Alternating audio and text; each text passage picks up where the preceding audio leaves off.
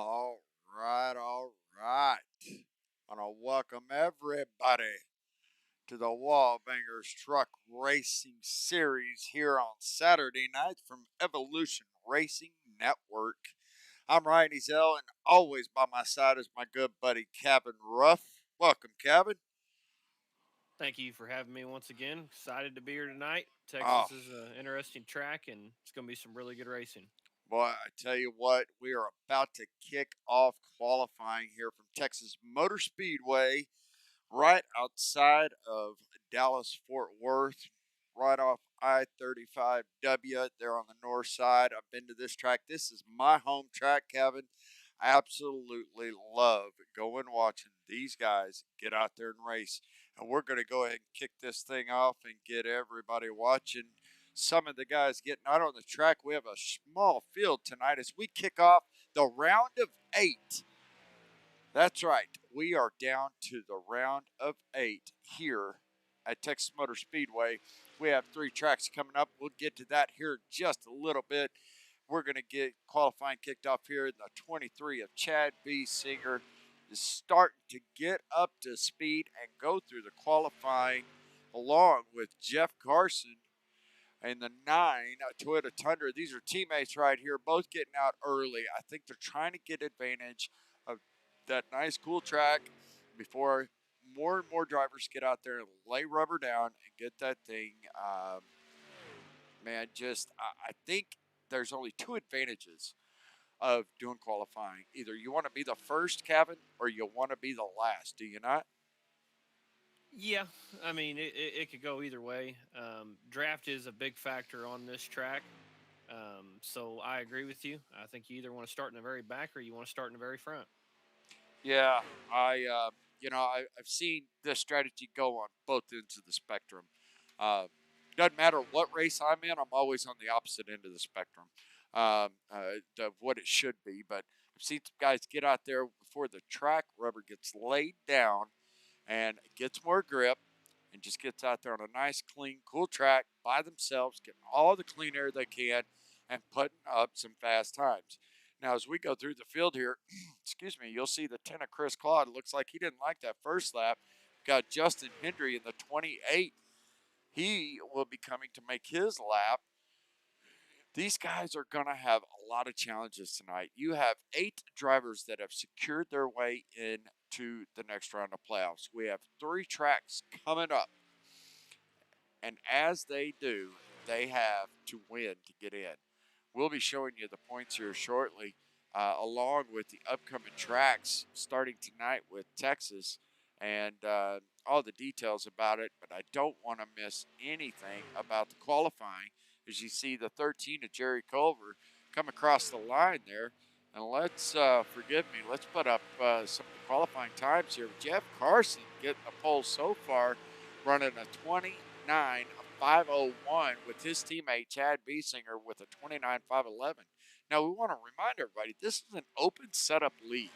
So these guys can come in with whatever setup they can get to pass inspection. They want to run as much tape or as low to the ground as they possibly can. That's their prerogative here as they do that. We'll go back and watch a few more drivers. Got the 59 of Steve Baldwin as he comes across the line. Let's see if he can jump up the board any. He has secured 7th as of now. And look at that. Trevor Massetti just came in and took the pole from everybody. So, got a lot of these guys that'll be finishing up their runs. We have the 18 of Steve Carpel coming off the track. We'll sit here right along with him. And we have the 98 of Brian Fine getting up to speed. And these guys, Kevin, they're going to have some challenges tonight. And one of my favorite segments that we do here at Evolution Racing Network is the Ghost Car Cam. We're going to show you what it's like as soon as we get all these drivers to go out and turn their laps.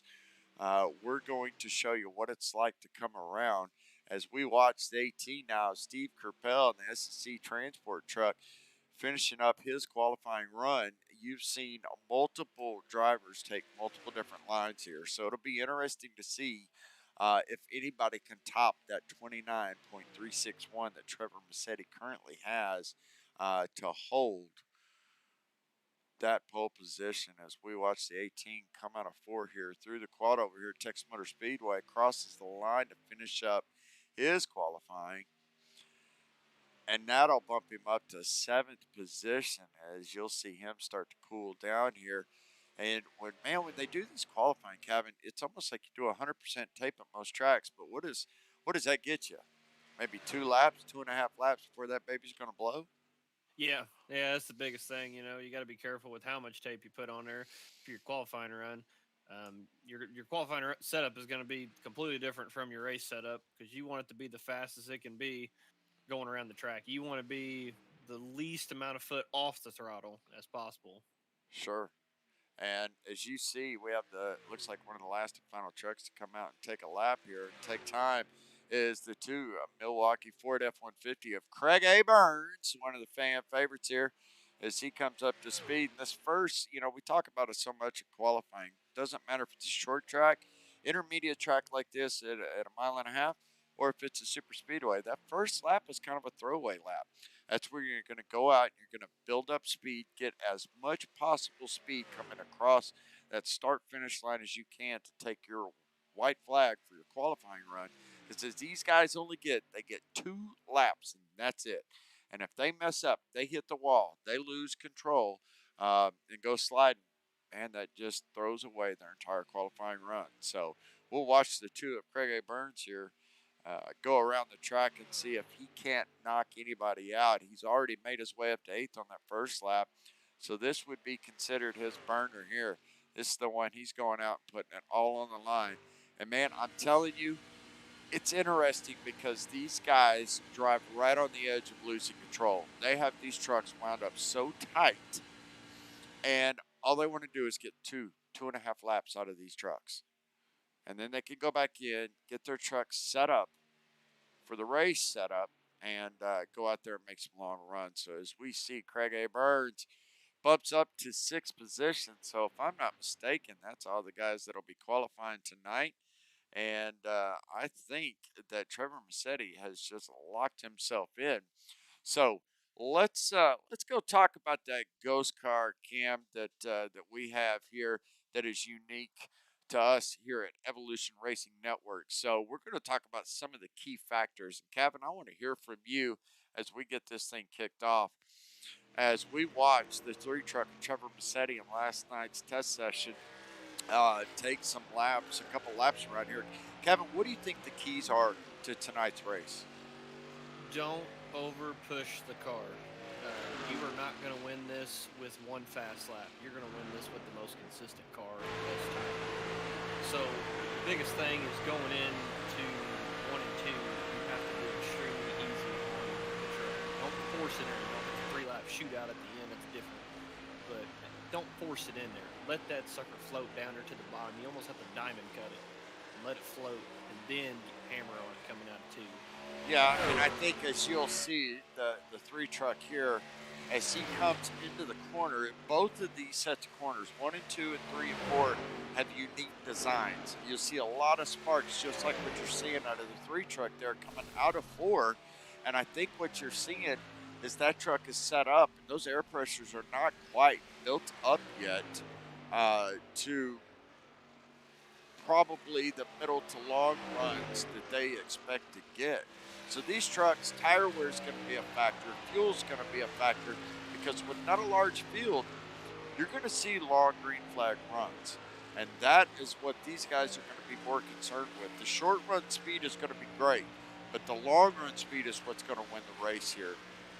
So we want to thank the three truck for getting us a little camera time last night to be able to watch these trucks. He gets a little loose right there, coming into 1 and 2 and losing a little bit on the backstretch. So here's what we know about tonight's race. Let's go into some of the details. So I apologize. We're going to take that off here.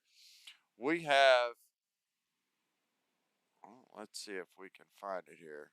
There we go. We're at Texas Motor Speedway. We've got a relatively cool night. So we have a 65-degree air temp with a 66-degree track temp. Now, that's going to change, obviously, as trucks get out on the track and start turning laps and building down the rubber, building up the heat and the track. And that's where the grip is going to change based on the setup that you may or may not have. So it's going to be interesting. Tonight's race, we have 40 laps for stage one. We have another 40 laps that will conclude at lap 80 for stage two. And the third and final stage will be an 87 lap run. Tonight they're going to have 5 total sets of tires. So they'll start on one and they will have 4 sets in the pits. And your fuel run is going to run somewhere between 42 and 47, just depending on where you are, because the draft will be key. So looks like the guys are gridding up as we speak. And speaking of, let's take a look and see if we can't get our pole sitter, Trevor Massetti, down here on the horn as we go through the grid. Kevin, why don't you take us through the grid here real quick, and I'll see if I can't get Trevor Massetti on the horn. Well, starting on pole, we got Trevor Massetti, the Cali Kid himself. Starting on the outside of row one, we've got Jeff Carson. Starting in third place, we've got Chad Biesinger. Fourth place, we've got Steve Capel. Fifth place, we've got Justin Hendry. Sixth place, we've got the fan favorite, Craig Burns. Seventh place, we've got Jerry Culver. Eighth place, we've got Chris Claude. Ninth place, we've got Brian Fine. And 10th place, we've got Stephen Baldwin. That's right, and that's your field tonight. So we'll see if we can't get Trevor Massetti. I think I got him here on the horn. Hey, Trevor, this is Ryan and Kevin in the booth. You got a copy? I gotcha. What's going on, Cali Kid? Well, I was utterly shocked. I'm playing my, best face here that you took the pole, but really I'm not. You went out there on that first lap. I think you finished somewhere around third, fourth, but then you came out there and stunned everybody. What was it tonight that allowed you to get up there and get that pole position? I don't know. I mean, truck's really fast. Feel really confident with it. Just had to throw away the first lap and be patient with it. I I don't know. Truck feels good though. I hope it can hang with everybody else tonight. Awesome. Well, we will be watching for you as you guys roll off pit road here in that beautiful number 3 Chevy Silverado. And I got to say, a paint you have ran all season, and I think it's been your good luck charm, Trevor. What do you think? I think so. I've been had a couple other paints like that I've seen, floating around that I thought to change to, but I don't know. This is Old Faithful. That's right. Well, don't fix what isn't broken, my friend. Well, we're going to let you go. I know you guys got the lights off the pace truck there, so you're getting ready to go green. So good luck tonight, and hopefully we'll be talking to you at the end of one of these stages, or more importantly, in victory lane. Yes, sir. See you guys later. All right. All right, that was the 3 truck of Trevor Massetti from Evolution Racing. And as you see there, that the lights are off the Chevy Silverado iRacing pace truck. And that means one thing, Kevin. What does that mean? About to go green, baby. That's right. As we are in Texas Motor Speedway getting ready to kick off the first race in the round of 8 to finish up this season. That means we only have 4 races left. 4 races. We have 3 races in this round and then the championship 4. I am super excited to be calling this race with my good friend tonight, Kevin. And as you see, that pace truck has dipped down to pit road, and they are stacked up, racked up, and ready to go. And the 3 truck is the control truck, so he will be waiting. And they are underway at Texas Motor Speedway in the Wallbangers Truck Series Racing. As they go through turn 1, man, it is side by side, row after row after row. And I think we talked about this earlier. Matt, I think this is going to be a long. I would be shocked to see a caution tonight for a racing incident, Kevin. Yeah, absolutely. And it just goes to show right there on this restart, you really got to hammer down in the throttle on the outside line as Jeff Carson gets a huge run on the outside, and he's going to take the first lap. That's right. Getting the pole is one thing, but maintaining that position throughout the race is a whole different story, because we know that we have very innovative crew chiefs and teams that can go set up a car. There's always the teams out there in sim racing that know how to set up a car to qualify and know how to set up a car to race. And it looks like the 18 and the 9 know how to set up a truck, at least for that initial short run, as the 3 truck has fallen back to 3rd place. But Steve Kerpel has said, hey, boys, I know I started a little bit back in front row, but I think I'm going to take this thing off for you and go start leading some laps. As you will see, the Wallbangers Truck Series playoff ticker rolling across the top.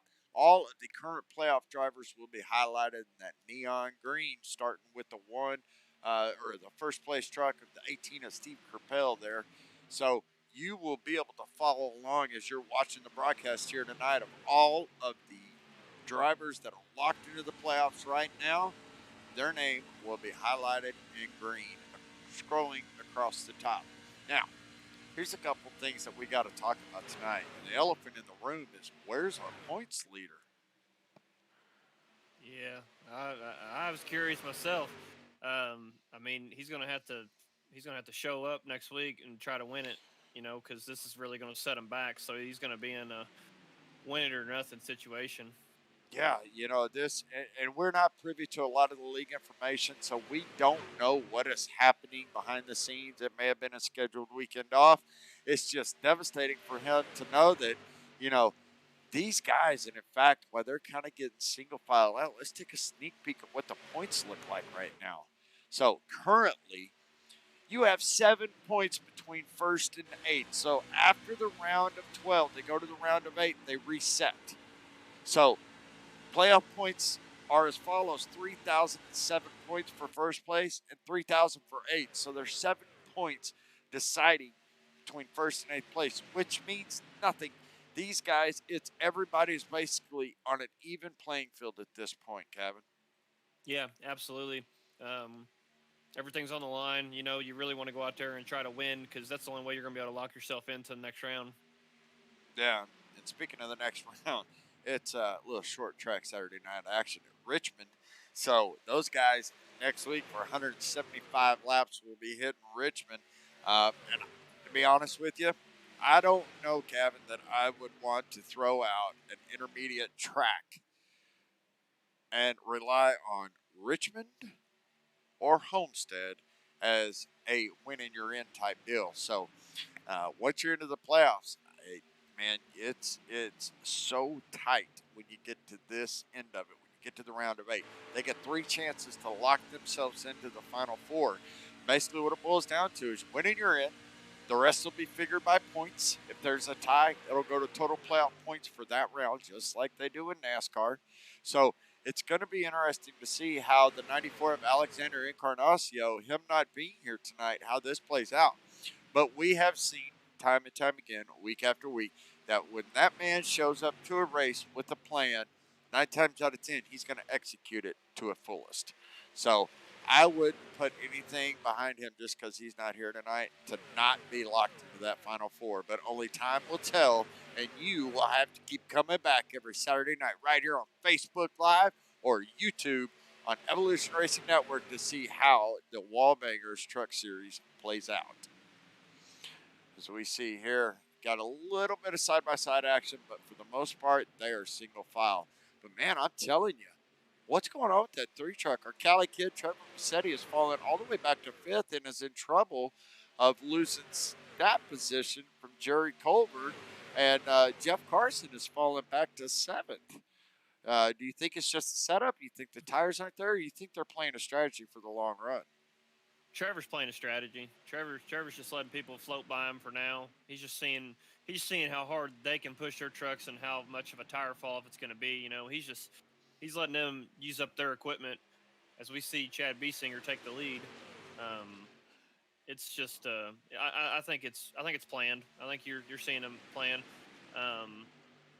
Definitely for sure. Steve Kerpel, he's kind of floating to the back too. This is a really good trial stage. Just see what you can do. Not a whole lot of rubbers on the track yet. I'm just curious to see how the trucks are going to do at the end of stage 2. Sure. Because it should change a little bit handling characteristics. Yeah, and I think it will. And I think you're seeing a little bit of Frogger action here. These trucks are moving positions now that we're on, I think, our 3rd or 4th leader already within 12 laps of this race being kicked off. The 23 of Chad Biesinger and that BSR Toyota Tundra, man. He's just Mr. Consistency, the Mark Martin of the Wallbangers Truck Series League, and that's just the way he races. I think you're right, though. I look back at what the 2 of Craig Burns, the 18 of Steve Kerpel, the 3 of Trevor Massetti, and even the 13 of Jerry Coverall. They're all stacked up together there. You have the 9 of Jeff Carson in that mix as well. I think everybody knows, hey, this isn't a 40-car field tonight. So what we are going to see is a long green flag run. So we have 40 laps in the first stage. We have another 40 laps in the second stage. And then that third and final stage, it's it's a long 87 laps. So you're definitely going to have to pit for fuel. The pit window, you could even see if this thing goes green. You could see guys that push it really hard in the third and final stage, Kevin, that have to pit twice if they're not careful. Because if you're in that front, like Chad Biesinger is there, and you're the leader the whole time, you're using more fuel than anybody else on the track. So if this, fast forward, if this is the third and final stage of the race and he's got to go 87 laps and a fuel window's 42 to 45, it could be that he runs out of fuel at the end of the stage. So it's going to be an exciting night, folks, no matter what. As you see some bobbing and weaving going on behind him there, it's going to be an exciting night how this thing plays out as we have concluded 15 of 40 laps in stage 1 here at the Wallbangers Truck Series at Texas Motor Speedway. Justin Hinder right there in a solid start to tonight in the 28 truck, running right behind Chad Biesinger. We want to race the truck, the old UPS 28 there. Good looking paint job. Man, these guys are all playing nice right now, but they understand what's on the line too. Yeah, absolutely.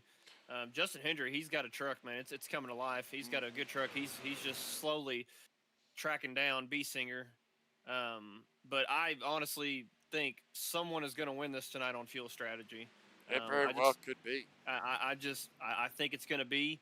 I think a couple of drivers that probably got really good trucks for tonight that could possibly hurt themselves is Trevor Massetti and Craig Burns before he got in the wall. I should have never said that now, but I think those two probably got the best long run setups for tonight, and we'll see. But I just don't know if it's going to pay off because, like I said, someone's going to take a gamble on the fuel strategy, and it's going to pay off. Yeah, and I think you're right. I think the key to tonight's race is going to be fuel strategy and tire care. They're going to have to be able to take care of these tires. These first stages, 40 laps goes by quick, especially at the beginning of a race. So we are about to hit the halfway point in stage 1. When stage 2 comes around, even though it's 40 laps, you got to remember, they're only got 3 or 4 of those laps get used up by the caution laps from stage 1. So they're really going to have about 36 laps for a green flag run, and then we'll go into stage 3. So tire care, tire management is going to be a factor tonight. Absolutely. And I hate to say this right now, but Craig has hurt his truck hitting that wall, and I think he's going to have to use his fast repair at that at the end of the stage for sure. So hopefully no bad luck on him the rest of the race, but I'm just looking at that right front right now, and it's crinkled up pretty good. And this track relies on a lot of draft, and he's just fallen back to the back of the pack now, unfortunately. You are correct. As you take a look on board with the 2 Milwaukee Ford F-150, as you see that right side paint, that right front fender is got some damage. Now, the Wallbangers Truck Series League, they have one fast repair. Well, viewers might be like, what's a fast repair? Well, here's what it equates to, folks. A fast repair is like having 8 extra guys in the pits for just one stop and one stop only. And they get to come over with whatever tools they can carry and get that truck as close to new as possible. They get to do that one time throughout the race. Now, this being a playoff race, being the first in the next 3 races for this round, do you do it early? Do you kind of let this thing play out? Well, when there's not a 30-car field out here, I think you're almost guaranteed, unless you make a mental mistake of your own, there's a very small probability that these things are going to actually have a caution. So I think I want to get that repair done because you see Craig Burns, like you said, Kevin, he started, up in the front of this field and has already fallen back to 8th place. So I think that damage has considerably affected his drive. So we will have to see how this thing plays out. We're going to go back up to the front of the field here as you see the 23 of Chad Biesinger continuing to dominate this race. But Justin Hendry is not letting him get too far out. And right behind him, we have the 18 truck of Steve Carpel and the 3 of Trevor Massetti. They're all keeping within about 3/4 of each other in that front pack. Now, you'll see as coming into the frame back there, you got the 98 of Brian Fine, Jeff Carson, and Jerry Culver in the 13 that have kind of make up that second group. And then a little bit further back, you have the Craig Burns and the 2 truck, the 59 of Stephen Baldwin Jr., and the 10 of Chris Claude that make up that backpack. But I'm with you, Kevin. I don't think it matters what happens in these stages anymore. I could be looking at this wrong. I know playoff points are important. And obviously, I don't think we see 3 different winners out of the 8 playoff drivers in the next 3 races. I just don't see that happening. That probability is very low. So somebody is going to get in by points more than likely, right? So Yeah, you absolutely. need to play on the stages, and I get that. But I don't think it's worth jeopardizing your race. These guys are all very, very intelligent drivers and very methodical with the way they look at these things. They all know, hey, it doesn't matter what happens in the first 157 laps. All that matters is in the last 10. I need to be there. I need to have a clean truck. I need to have enough tire left and enough fuel to make it to the end. Yeah, absolutely. I'll tell you this though, a couple drivers that I would say just need to just risk it. You know, if it comes down to fuel strategy and just lay it all out there because they have nothing to lose. That's Jeff Carson, Jerry Culver. You know, Sure. if I'm them, I want to spoil the playoffs. Um, go in there and crash that party. You know, don't let one of the playoff drivers win the race. Go in there and crash it. Make them try to advance to the next round on points. You know, so if I'm them, I play the fuel strategy. And at stage 3, if no caution comes out, play that fuel strategy. Why not? I mean, like you said, you have nothing to lose. And here's the Absolutely. great thing about Evolution Racing Leagues and Wallbangers Truck Series in general is that they have a coveted $100 of iRacing credits to the highest non-playoff driver, which right now is a battle between Stephen Baldwin Jr., Jeff Carson, Brandon Regal, and Jerry Hutchison. So these guys are all fighting for that prize as well. It's not like it's all given to just the champion. So there's a couple of different ways that you can come out at the end of this season a winner. And I think uh, they have a lot less pressure on their shoulders, so they can go out there and they can throw maybe a little bit more aggressive setup, or they can maybe try a little bit longer fuel run, if you will, and just give it a shot and see what it plays out. Like you said, they ain't got nothing to lose, so why not? And we are coming to conclude lap 29 of 40 in stage 1. And while we do that, let's take a look at what we were talking about when it comes up to the races that you will be seeing here soon. So tonight we are in Texas, but next week we will be in Richmond, Virginia with, let me see here, 175 lap short track, door to door, bumper to bumper banging action. And then the third and final round of 8 will be at Homestead. And at the conclusion of that race, we will have the final 4 that will be locked in to go to Phoenix ISM Speedway for the championship race. And it's not about winning there, it's about making sure you stay out of all the disasters and finishing above the other 3 drivers in the field. As we go back and take a look at our leader here, we are almost done. We are coming to 10 to go. Looks like 9 to go in stage 1, and we are on board here with the 23 BSR Racing Toyota Tundra of Chad Biesinger. You see how much wheel movement he's got going into 1 and 2 there, Kevin? Yeah, absolutely.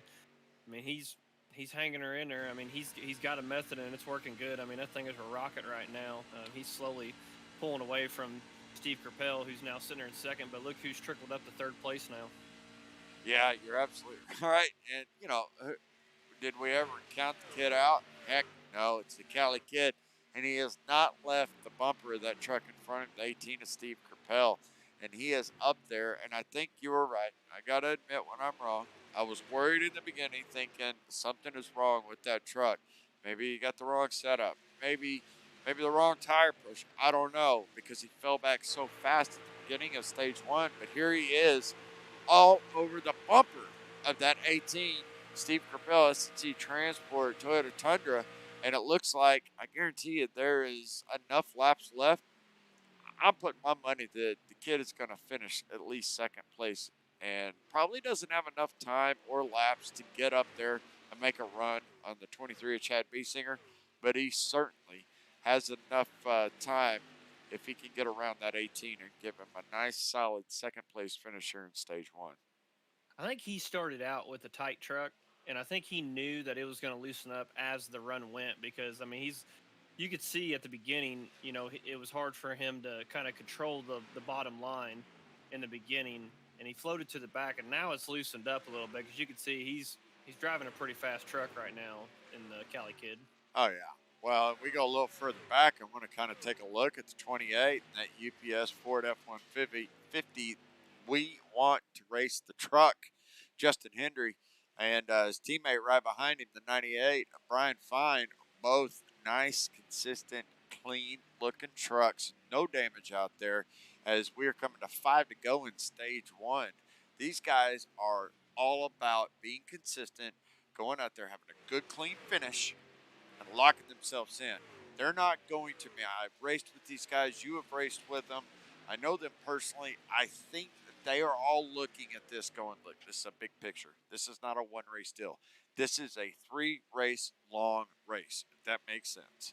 I'm going to look at this in 3 big sections: Texas, Richmond, Homestead.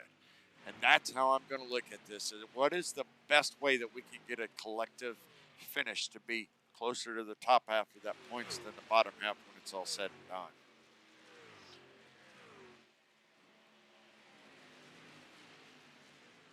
Oh, we got a little side-by-side action up here with some lap traffic. The 10 of Chris Claude is trying to get out of the way of the second, third place. That might have hurt Trevor Massetti there, and maybe some of the runs that he was getting because he was a little bit closer to the 18 of Steve Carpel as we were taking a look back at the RTR team trucks.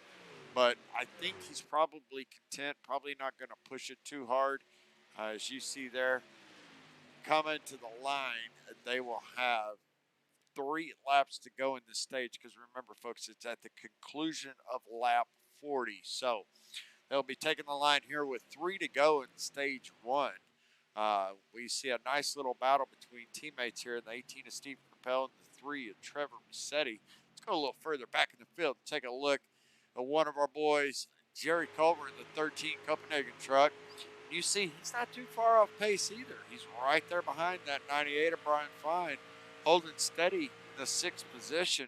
And like you said, man, this is one of those guys that has nothing to lose. So play a little off strategy. Do what the leaders don't. See if you can have some fun with it. Get out there and get a win. Absolutely, absolutely. I mean, you have nothing to lose whatsoever. Go out there and spoil the playoffs, just like Tony Stewart did years ago when he didn't make the playoffs and he won like 6 races in the playoffs. Yeah. Just go out there, make a name for yourself, get recognized. Sure, why not? You know, these guys are going to be restructuring and getting ready for next season, and so the teams will be doing the same as we take the white flag here in stage one at Wallbangers, a truck series from Texas Motor Speedway, the 23 of Chad Biesinger in that Toyota Tundra BSR Racing. Man, he got up to the front and he just said, "See ya, boys, I'm out of here. You guys go fight it out behind me, but I'm going to take the win in this one." And he is doing it dominating fashion. Now, they have plenty of tires tonight, especially if it's going to go long and green. And as you see, stage one, the 23 of Chad Biesinger will go out there and capitalize and get him the stage win. And right behind him, what did we say? A 3 truck, Trevor Massetti, getting a second place finish. And then the 18 of Steve Carpel finishing up 3rd, Justin Hendry 4th, and his teammate Brian Fine in that 98 quarter cable truck. So now, I don't think there's any question, Calvin. I think you're going to go in there, and everybody's going to go in for 4 fresh Goodyears, 2 cans of Sunoco fuel, and get set for the next stage. And a fast repair for Craig Burns. Yeah, yeah. Well, we say that, but Craig did. He fell back at eighth or ninth position, but he stabilized there. So as you see him come by, you'll see that right side damage there. I think it's significant enough that it is making a lot of aero change on that truck. There's two types of grip. There's aero grip and mechanical grip, right? That that aero grip on that truck right now with that fender being smashed in, I think it's making a drastic difference on how that truck is driving. Yeah, it's gonna make it tighter coming out of the turns, and so he was already fighting a tight truck. That's where he hit the wall, and maybe he's pushing the truck just a little too hard. But if I'm him, I go take the fast repair now and maybe do a spring adjustment, try to loosen the truck up a little bit because he was fighting a tight truck for a little bit. So, but look at them coming on the pit road. This should be a fun race coming off of pit road. See who takes the lead. You're absolutely right. Everybody is still on the lead lap with the exception of the 10 truck of Chris Claude, so he'll be taking his pit stop next time around. Right now, we're going to watch this little front cluster here. Most of these guys coming into their pit stalls, and we're going to see that 2 truck of Craig Burns. Everybody's taking tires, everybody's taking fuel. But does Craig Burns take that fast repair option? It doesn't look like he's going to at this point. And the race off pit road was a tight one, and the 3 truck of Trevor Massetti had a perfect pit stop and him and his team, looks like got out as the leader. So we'll have to see how that plays out and if Chad works his way back to the front. But before we do that, let's see if we can't get stage 1 winner down here to have a chat with us real quick. Chad Beesinger, Ryan and Kevin in the booth. You got a copy? Yeah, you gotcha. Hey, what's going on, brother? Well, congratulations on that stage win. Um, we've been up here watching this exciting battle between you guys up front. How did the truck feel? What are you looking forward to on the next round? Felt good. I made a little bit, few little adjustments. See how it goes for the next stage, and then hopefully give me an idea what to do for the final stage. But I was I was watching my mirror a lot during that stage. Yeah, I bet you worried, but you had a pretty good gap where you didn't have to worry a whole lot there. And I'll tell you, Chad, your truck looked extremely under control. It looks like you could put that truck where you wanted. You were hugging that apron through 1 and 2. You weren't using a ton of wheel input. It looks like the truck's just super stable for you right now. But are you concerned with these stage wins, or are you more concerned with the bigger picture with you guys being so tight in the points race right now? Um, really just bigger picture. And it's always fun to lead and take stage wins, so we'll take it. Sure. Well, man, the truck looks good. The team looks good out there. I hope we get a chance to talk to you at the end of stage 2, or more importantly, in victory lane. And good luck tonight, man. And you guys go out there and kick some butt. Appreciate it. Thanks. All right. Now it's Chad Beesinger, the 23 Toyota Tundra BSR Racing, winning stage 1. And as you see, they are going to be coming around to take the 1 to go with Trevor Massetti beating the 23 off of pit road. Um, Based on what I'm seeing on the pit boards here, Kevin, it looks like everybody took 4 tires and fuel. So I don't think you'll see anything off strategy here. I think if you do see anything, it'll probably be in that green flag pit stop in stage 3. Yeah. One thing I did notice though that hopefully does not happen on the green flag pit stops in stage 3. Steve Kerpel coming to pit road went over the pit box line, so he actually had to back up and lost a position because of it. Yeah, And I'm just telling you right now, stage 3 happens, you do that on a green flag pit stop, you're done. it's going to be really hard to recover from that. It's going to be really hard because you're losing a second to 2 seconds. And I think we might be seeing our first possible strategy right there with Craig Burns, not using that fast repair, but coming in and topping off on fuel. That could be something that he's setting up for that third and final stage. So we'll have to see how that plays out in the end. as they are getting stacked, racked, and ready to roll. Got these guys lined up 2 by 2. It looks like Trevor Massetti in the 3 truck. The California kid has elected to take the top. What do you think about that, Kevin? It showed the green flag. Jeff Carson got a huge run coming out of 2. I think that was really smart on Trevor's part. Curious to see how Trevor does in the clean air on a long run. Chad's truck did really good once it got to clean air, and that's why he had that gap. And it goes to show clean air makes a huge difference on these trucks, even on a track like this that the draft matters, later in the tire run. But pace truck's coming off a pit road. 23 is going to lead it off, and Trevor Mercedes is going to lead it off, and B Singer's going to be on the inside, and we got green flag for stage 2. That's right. The 3 truck gets a big, hefty jump. And I think another reason he may have went on the outside, he had that teammate up there helping him out. They can count that down together, have shared radio communications in their team chat. They know when everybody else is going to leave and when they're not. And it seems to have worked out with the 3 and the 18. And the 18 just didn't say, yeah, I'll go with you. Nope. He's like, brother, I'm in it to win it just like you. This field is so tied together. We have mentioned it. We've showed it to you guys. There's only 7 points that distinguish the difference between first and 8th. So it is literally like starting a season over again. They get a lot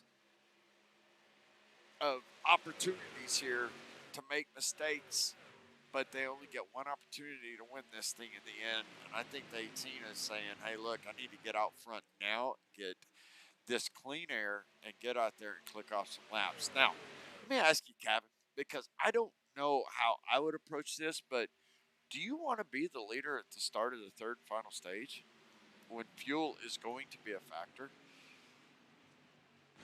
I would. First off, I want that outside line. That's the first thing.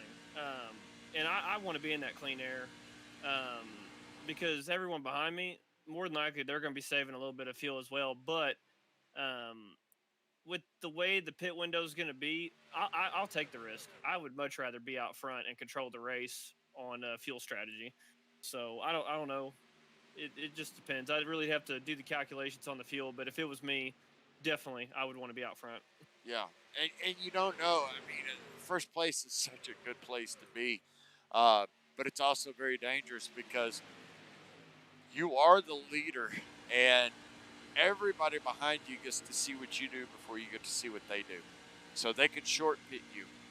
They can go in and take tires, and every lap you stay out past the time that they come in, you're losing ground to them on that fresh tire versus old tire on the track. So, there's good and bad, pros and cons to being up front, running up there.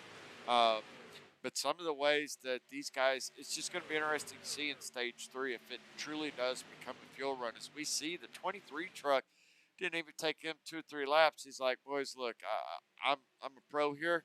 I've already done this once. You guys can have fun playing in the sandbox over there, but I got another stage to go in. Chad Biesinger is really, really, really showing a strong, consistent truck out there, and that thing has got a lot of grip for these short runs. But we've talked about it all night, Kevin. It don't matter until you get to that stage 3. That's where it's all the hard work is going to be put into it, all the strategy, all the calculations. Stage 3 is going to be the deciding factor for sure. Not just because that's when the race ends, but man, you go that long, you're tight on a fuel window, having to split it pretty much right down the middle. It's going to be interesting to see. Yeah, you want 0 mistakes. Absolutely right. 0 mistakes. And you better hope your pit crew's going to give you a good pit stop, too. That's the other thing. Oh, so, because 0.2 of a second could hurt you. Yeah, and we see a tight little battle up here between the 18, 23, 3, 28, 98, and 13. All of these guys are up front, and they all want to be the lead truck. The 23, the Chad Biesinger, is running a little bit lower line than the 18, all the way around the track. See the 18 running, the Steve Capel is running about a half a lane up from the bottom of the track there, but he gets a good run off. And he has a good center speed. He loses it on corner entry there. As you'll see, Chad Biesinger will make up just a little bit of ground on him. But through the center and through corner exit, that 18 truck just hooks up and says, see ya. mean, all of these trucks look so good tonight and look really stable. And then, like we've talked, California Kid, as we watch the 23 and Chad Biesinger get around the 18. The 18's thinking about a crossover move, maybe a slide job coming through the corner. But I think he thinks better of it. It's like, look, it's a little too early for this stuff. But the California Kid right there, Trevor Massetti, running in a solid third place right now with the 28 of Justin Hendry right behind him. Say, don't forget about me, guys. I've been here the whole time. And he is another truck, just like Chad Biesinger was earlier, running that lower entry and letting the truck wash up through middle and exit. And I think that's going to play a factor in the tire wear by doing that. Yeah, absolutely. It's definitely going to play a factor. But Chad Biesinger, man, he's showing it right now. He's like, look, guys, I'm running this line, and it's working good for me because he's got a rocket right now. I mean, it just goes to show in the clean air and the line he's running, he's pulling away. You're right.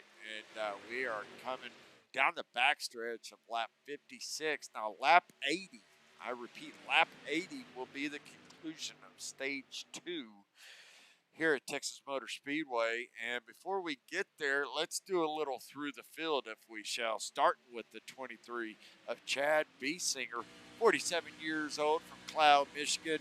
Man, I cannot tell you how many almost ulcers this man has given me from laughing so hard. Usually you get them from stress or bad food or anxiety. And you can get an ulcer. It is scientifically proven you can get an ulcer from Chad Biesinger. This guy is probably one of the funniest guys I've ever met. Just a real down to earth airplane mechanic, flies all over fixing planes, making sure the commercial flights, military flights are safe in the air. Great guy, good family guy. His son is into sim racing as well, Brendan. Uh, so it's fun to watch these two kind of banter back and forth when they're out there because they have that real dry sense of humor. I call it the Michael Scott humor. Just super funny, dude. So let's take it on back. I'll take the first 5 and let you finish it up with the back 5 there, Calvin. In the second place, we have Steve Kerpel from Squaresville, Pennsylvania. He is driving that 18 Toyota Tundra S&C transport truck. As you see him kind of get pushed up a little bit. It's like he lost that entry on that line in the 28, snuck his nose in there. So he is going to relinquish that second spot and kind of fall back into single file line with third as he runs that middle to middle higher line on corner entry. So, this is a great guy. This is one of the league admins. He has solely responsible for putting together several things that Evolution Racing Leagues does here. Um, his little baby project, if you will, is the Medieval Racing League that is kicking off tomorrow night with the Gatorade Duels on ESBN. That's Esports Broadcasting Network. And that one's going to be interesting. A true legacy league, and we'll tell you more about it later coming up. With the 18 of Steve Kerpel in the Toyota Tundra. And right behind him, we have the California Kid. You've heard us talk about him all night, every week. Trevor Massetti, 18 years old, just celebrated his 18th birthday a couple weeks ago from Madera, California. Got an incredible family up there in kind of central California, about an hour and a half, 2 hours from the coast, and about an hour and a half, 2 hours from snow skiing. So perfect weather, perfect world out there in California. His parents, Brian and Christy Massetti, incredible people, have a family tractor pull series that they run out there, and they actually have driven through Oklahoma before, and they got people all over the country that partake in that. So see him in a solid 4th place. And right behind him, the man, the myth, the legend, in the best, sexiest glasses on sim racing, Jerry Culver, 36 from Tacoma, Washington. Jerry is just one of those guys that wears his heart on his sleeve. Incredible dude.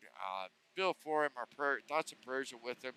Had a gentleman that worked with him there in Tacoma that passed away in a semi-truck accident this week. So our hearts and prayers are out with you, Jerry, and the family of the guy that you worked with. And Kevin, I'll let you take over the back 5 here as we go to the 98 of Brian Fine. Just before this, Jerry, prayers for you, man. Sorry to hear about something like that. That's never a good thing to deal with. But sixth place, we've got Brian Fine in the 98. He was a round of 12 winner at Las Vegas Motor Speedway. 30 years old, from Ryan State, That's right. Oklahoma. Really good driver, really good attitude. The guy is a good sim racer, and it shows. He's competing week in and week out, but really good driver there, sitting there in sixth place. Seventh place, we've got Stephen Baldwin Jr., 29 years old. I run with him in another league. Really good driver, really respectful driver. Just got a lot of respect for him. He's out of Points, West Virginia, but he's sitting there in seventh place. And Eighth. the one thing, Kevin, if I'm sorry to interrupt, but probably has one of the best looking dishwashers a man could have in the kitchen. We've talked about it several times over. Just absolutely beautiful piece of equipment. Eighth place, we've got Jeff Carson. Jeff Carson is one of my buddies. Last week, he actually won the All-Star race in our ARCA Evolution Series, part of the Evolution Racing Network.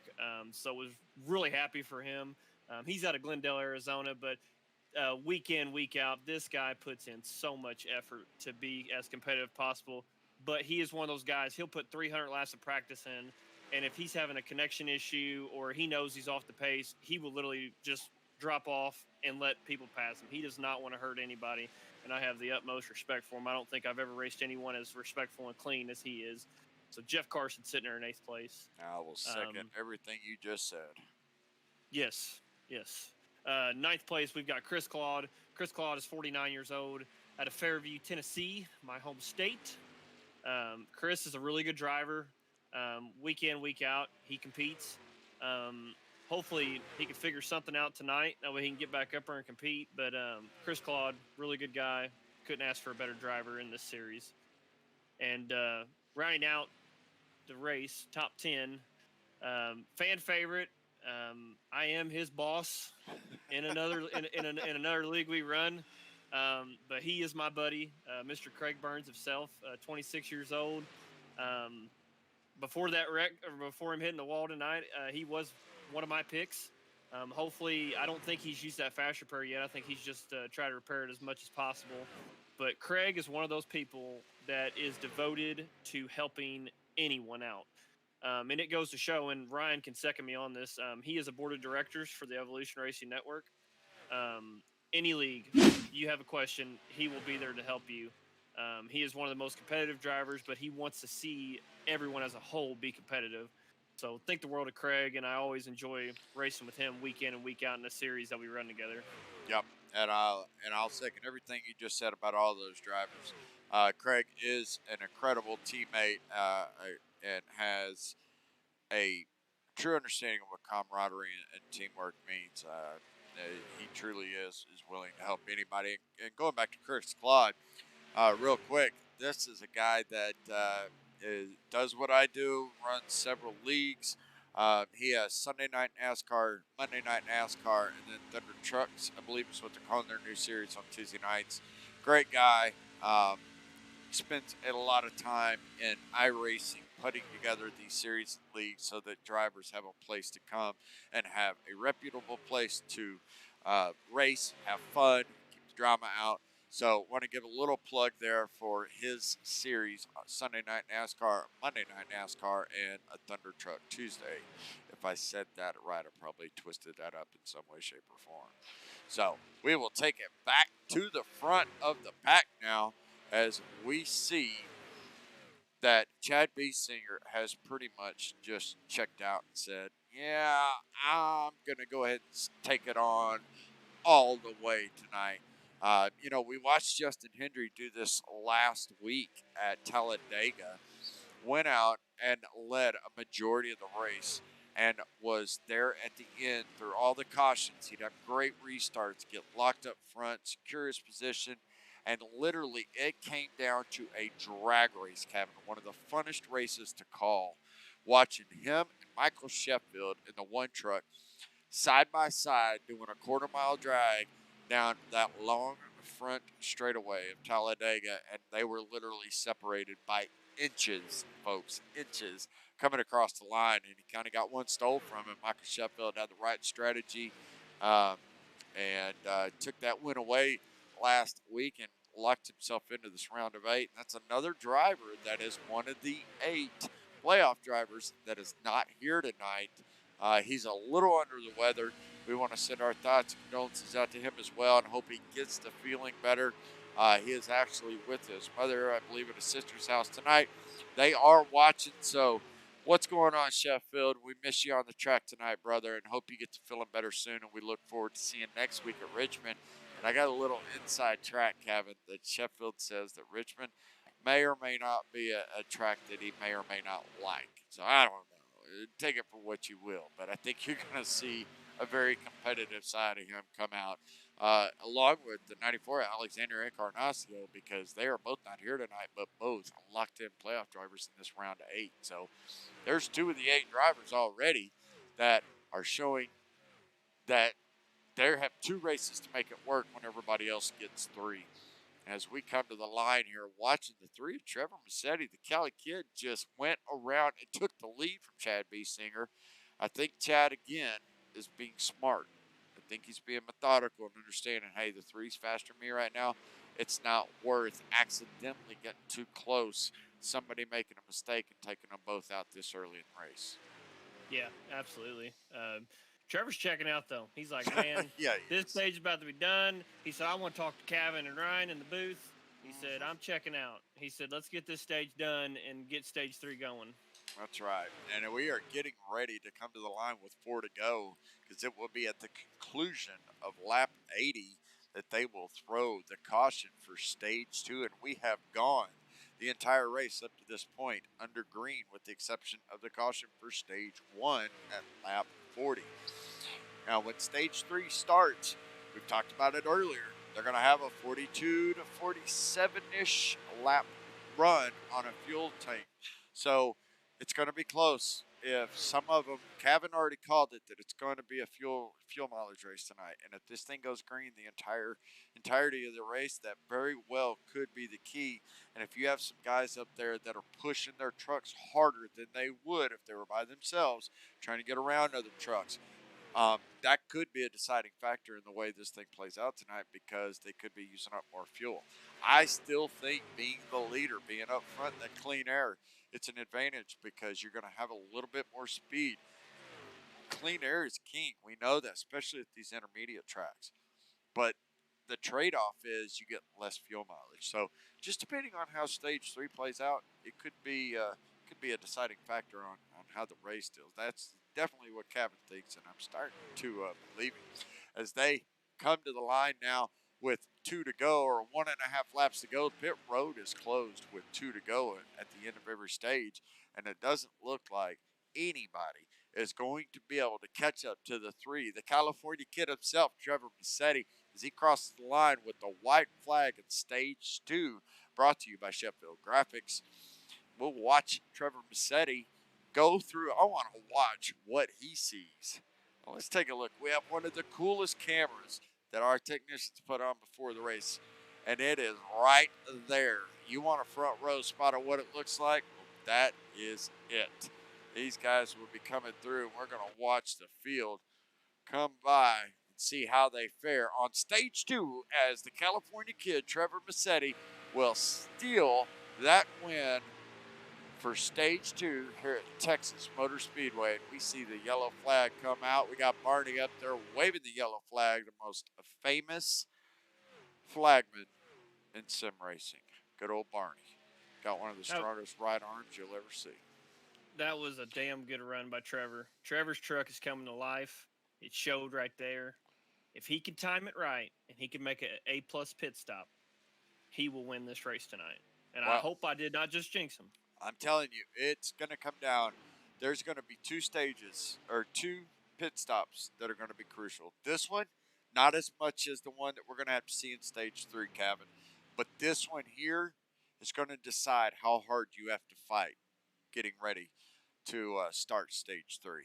If they can have a good, flawless, clean stop, get back out front where they left off, they don't have to fight as hard. But if they do what Steve Carpel did in stage 1, slide through their box and have to back up a bit, and add 1 to 3 seconds onto their pit stop, that could equal 1 to 4 positions on the track. Absolutely, absolutely. It's going to be a real interesting race off of pit road, but I just right now it looks like it's going to come down to fuel strategy, but it looks like it's going to go between those top three drivers right now. They're the ones that are pulling away the most and staying within each other. But just curious to see if anyone's going to make any adjustments coming off pit road. More rubber's been laid down on the track, so handling conditions are going to be just a little bit different. Um, just just curious what some people's ideas are going into stage three. Yeah, I'm with you. And I think if I'm Craig Burns, I've waited through 2 stages. I take my fast repair now. I Oh, need a absolutely, good, clean truck absolutely. to be ready to go out there and kill it. And as you see, that truck just went through the paint booth in about 1.1 seconds. So it looks like he did take his fast repair. And that means everybody's in a world of hurt come stage three, because now you've got the two of Craig A. Burns coming through the field as everybody takes 4 fresh Goodyears and 2 cans of Sunoco fuel. Well, we will go right back up front before we do that. Let's see if we can't get our stage two winner, Trevor Massetti, on the horn here. Trevor, Ryan, and Kevin up in the booth. You got a copy? I got you. Hey, what's going on, Cali Kid? How you doing? Doing pretty good. How about you guys? Oh, we're having a blast up here, brother. Just watching some of the best racing Saturday night has to offer. You know, it's we talked to you when you won the pole tonight. You started up front. You fell back really quick, and Kevin was sitting here convincing me it's strategy, Ryan. It's strategy, and I'm back here going, something's wrong with this truck. He's got the wrong setup in. The tire pressure's off. He's like, no, no, no. It's all by design. And look who we are. And I'm eating crow. So congratulations on a dominating victory through stage two. And Kevin said it. That truck came to life in stage two. Yeah, I mean, I think Kevin's just kind of been, I don't know, he's been on point with guessing what I'm doing last couple of races, but It's um, because we're Husenfeld pedal buddies. that's what it is. Um, yeah, but truck felt good for stage, just wasn't enough. The 23 truck's really freaking fast tonight. So hopefully I can put something together in stage three like I did in stage two, but we'll see. Is it going to come down to fuel strategy? By the calculations that we are showing here, you guys are going to have about 87, 85, 84 laps after we get through these pace laps, and about 42 to 45 laps of a fuel run. So, I mean, do you have to really push it to split that in the middle? Do you think it'll be a fuel mileage race, or is it going to be all about tire management and having that long, consistent speed? I think it's definitely going to be more of a fuel race because we've got still two extra sets of tires sitting in the bank. So I'm kind of planning on leaving one set in the bag tonight. But I mean, cautions can happen. We haven't had any yet. I'm assuming they're coming somewhere. We just haven't got to them. But yeah, we'll see. I don't know. I kind of hope it does because I like fuel strategy. So we'll see. It's fun to always watch to see how those things. People always complain like, "Oh man, it's so boring. No cautions. Who wants to watch 80, 90, 100 laps go caution free?" Well, the viewers really like the crashes, but I'll tell you what, for the true race fans that are watching tonight, it's so exciting to be able to watch you guys play this out lap after lap and see who's going to try a short bit, who's going to try to play it long, who's counting on the caution. And as you said, you guys have plenty of tires in the bank, so it's not really about tires tonight. So, well, man, congratulations on a stage two victory. Hopefully, we will be talking to you here shortly at the conclusion of stage three. Good luck tonight. Get out there, kick some butt, and we'll be talking soon, hopefully, buddy. Yes, sir. Thank you, guys. All right, man. And that was our very own number three, Trevor Massetti, the Cali Kid, going out there and really is about the only one on a long run, Kevin, that has been up there contending with Chad Biesinger in that 23 Toyota Tundra. Yeah, he's got a fast truck. He's got a real fast truck. The biggest thing is coming to stage three. Don't over push the truck. I can't say that enough. You don't want to over push it. Be easy on your tires, because you could easily fall off the pace, even if it comes down to a fuel strategy. You really need to be less than a second from the leader if you're going to try to do something fuel strategy wise. But Trevor Massetti is going to take it as we go green flag racing to start out stage 3. Chad Biesinger on the outside, Steve Capel right behind Trevor Massetti, and Trevor Massetti is going to lead us going into turn 1. That's right. As you see, the 3 and 18 teammates, just like the last stage, get paired up quickly and start trying to get to the front of the field. Now the question is, Oh, we oh got a caution. man, we've Oh got a big no. caution in the back. And I think I saw the 13 of Jerry Culver and the 98 back there. The 98 will get up and running. It looks like Jerry Culver may have to call for a rollback. Man, that is Oh my heartbreaking. god. Now, this is one playoff contender and another one that is not a playoff contender as of right now. Man, let's see if we can't go find out what happened back here. Let's see if we can't get on board with Brian Fine here and go see what took place. Did you see them all grouped up? Oh, man. And Jerry He just got loose. yeah, Jerry just got loose, just lost it. let's see. Unfortunately, that happens on cold tires. Sometimes Certainly you can't does. help it sometimes, unfortunately. See if we can watch it from Jerry's perspective. It doesn't look like we're going to be able to. Man, he just got stuck like Chuck. See Yeah, if we can see it from one more angle here. Goes through the corner. You see him washing up the track a little bit. He tries to cut down and yeah, he just just cuts down washed too up. much. Right into the 98 of Brian Fine. And you know what? Craig Burns was right there. And let's take a look and see if there was any damage to that right front side. Man, did he dodge a bullet or what, Kevin? Yeah, the one that actually looks like they got a little bit of nose damage is Justin Hendry.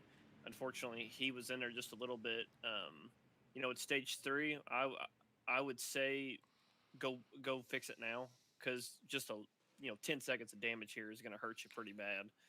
Yeah, and I think both those trucks had their fast repair available. Yes. So you'll see Brian Fine's trucks coming out looking good, looking clean. The biggest thing right here is don't let it get in your head.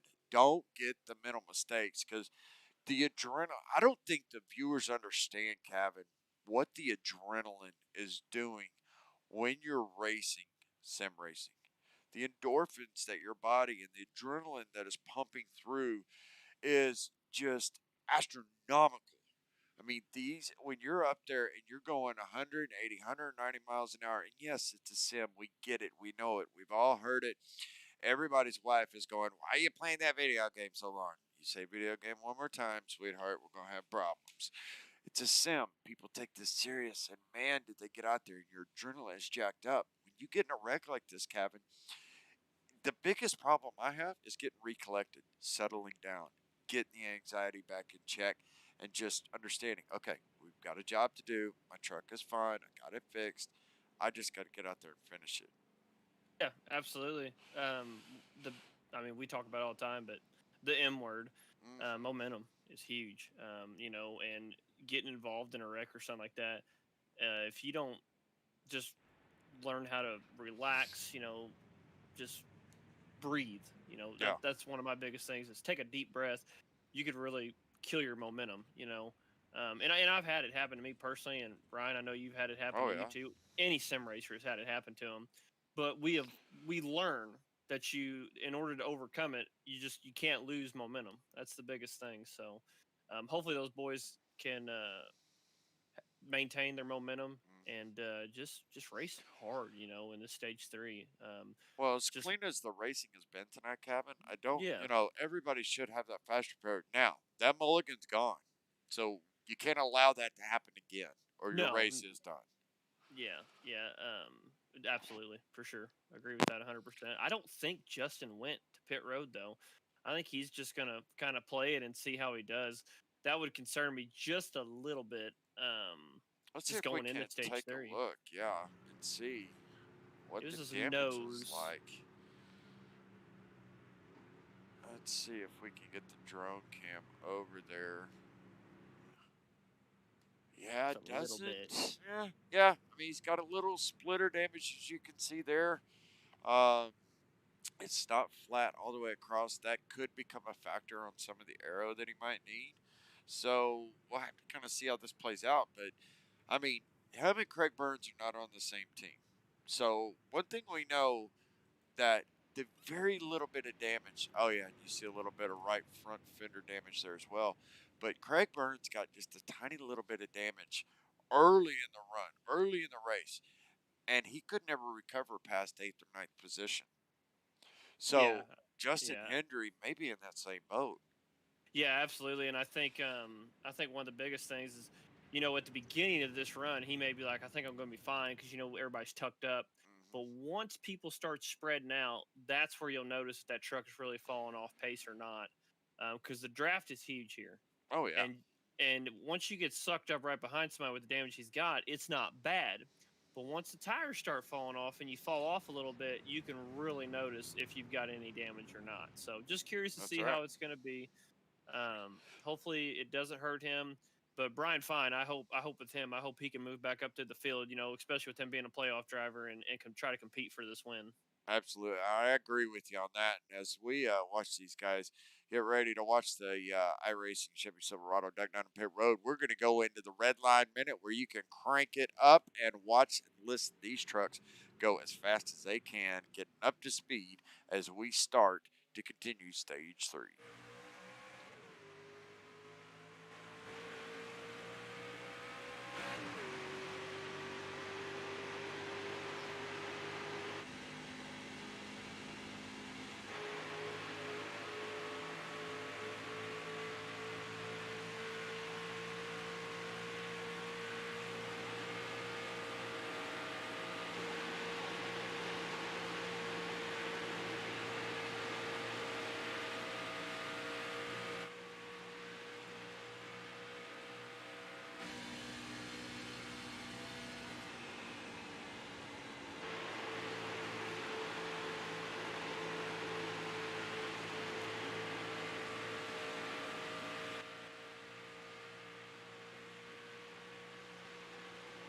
All right, that is Evolution Racing Network's Red Line Minute, brought to you by Or Nissan Central, Oklahoma City's leading Nissan dealership.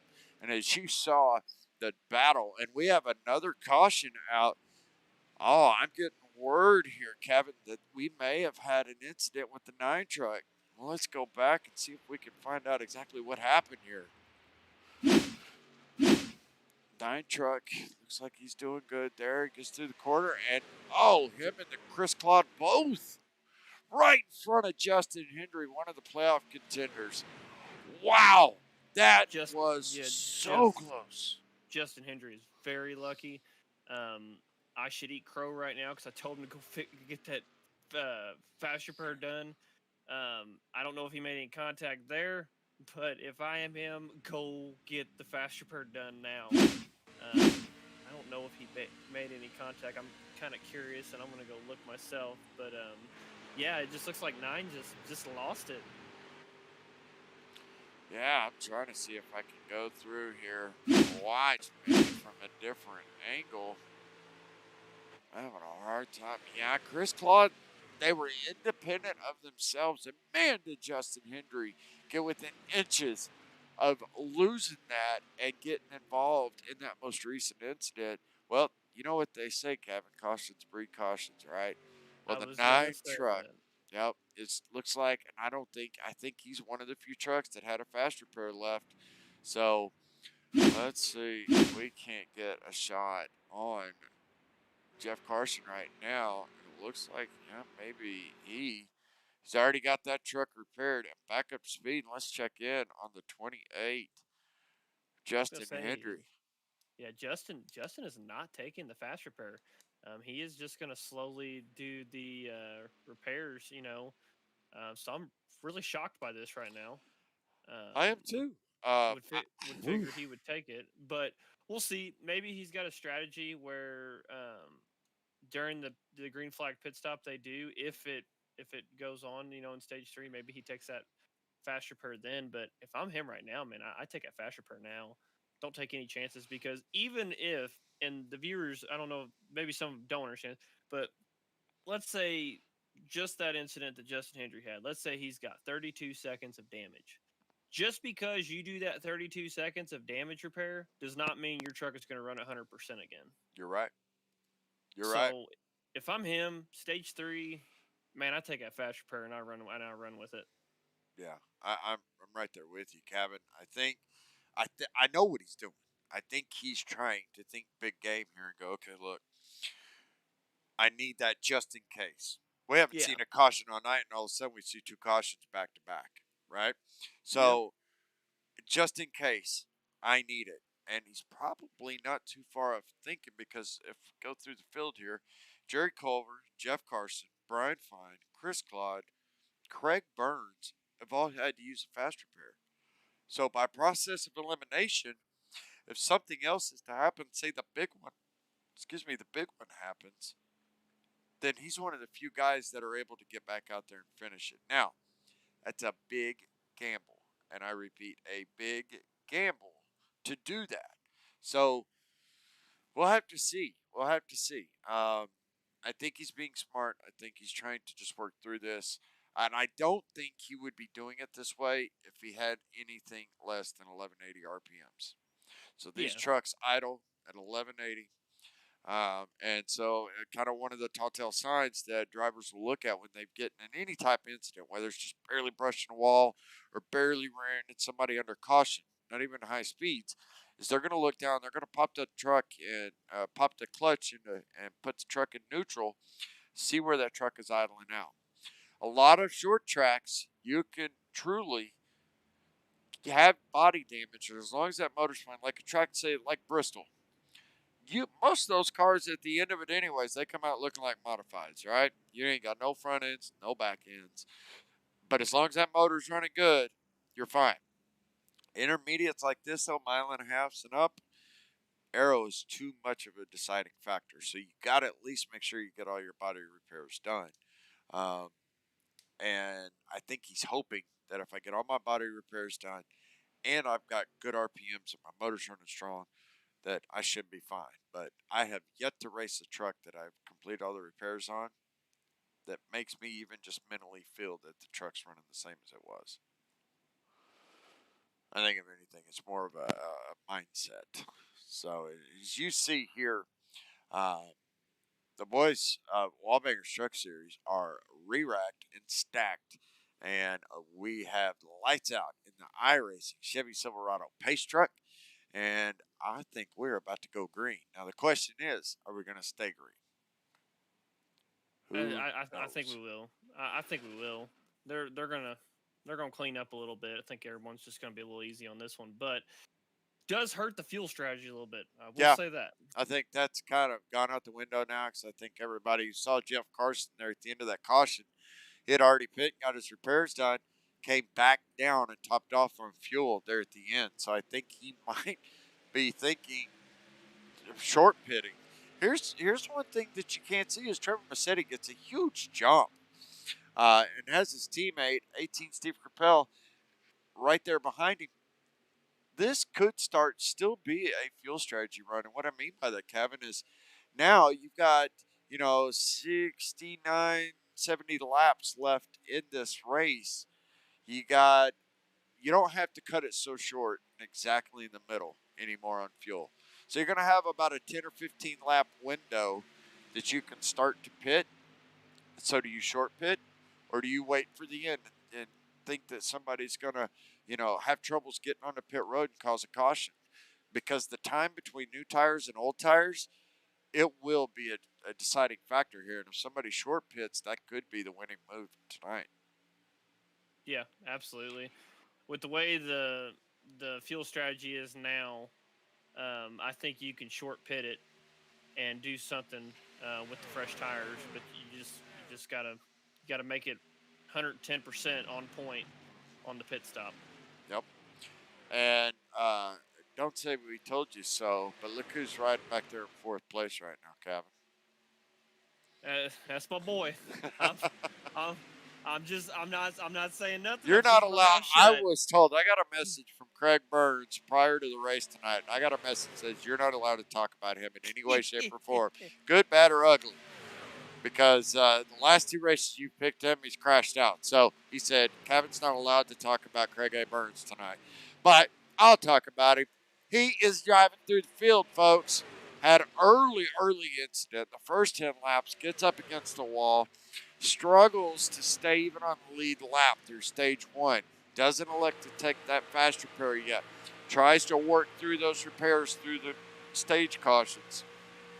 Finally, at stage two caution, it's like, it's game time, boys. He goes and takes that fast repair, gets that truck looking pristine, and works his way from ninth all the way up to second, and now is about to be challenging the one and the only Chad Biesinger for the winning position.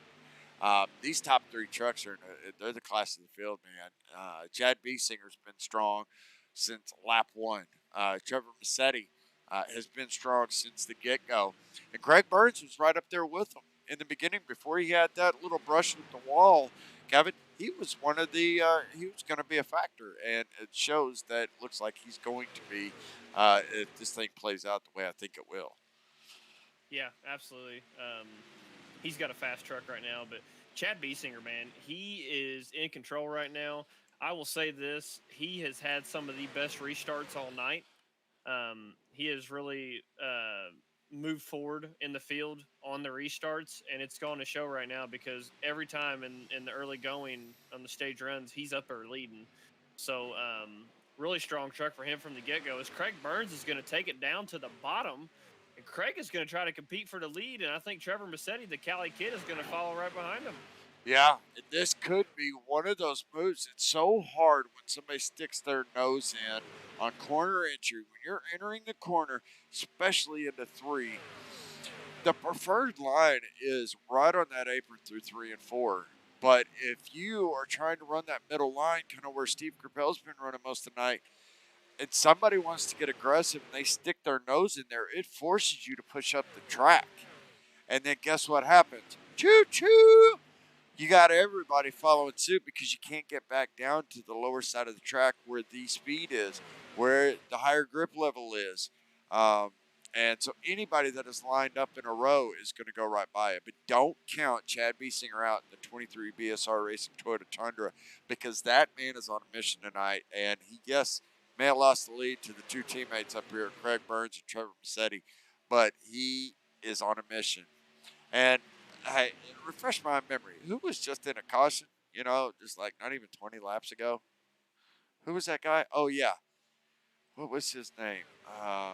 Oh, Brian oh Fry yeah, himself. that guy. Just playing with you, folks. Here he is running fourth. Okay, so when we say anything can happen, anything can literally happen. He saved that fast repair for the right time. Him and Craig both did. And here I was preaching the whole first two stages. Craig Burns is making a bonehead move here. Why is he not getting that fast repair done? Get back up competing.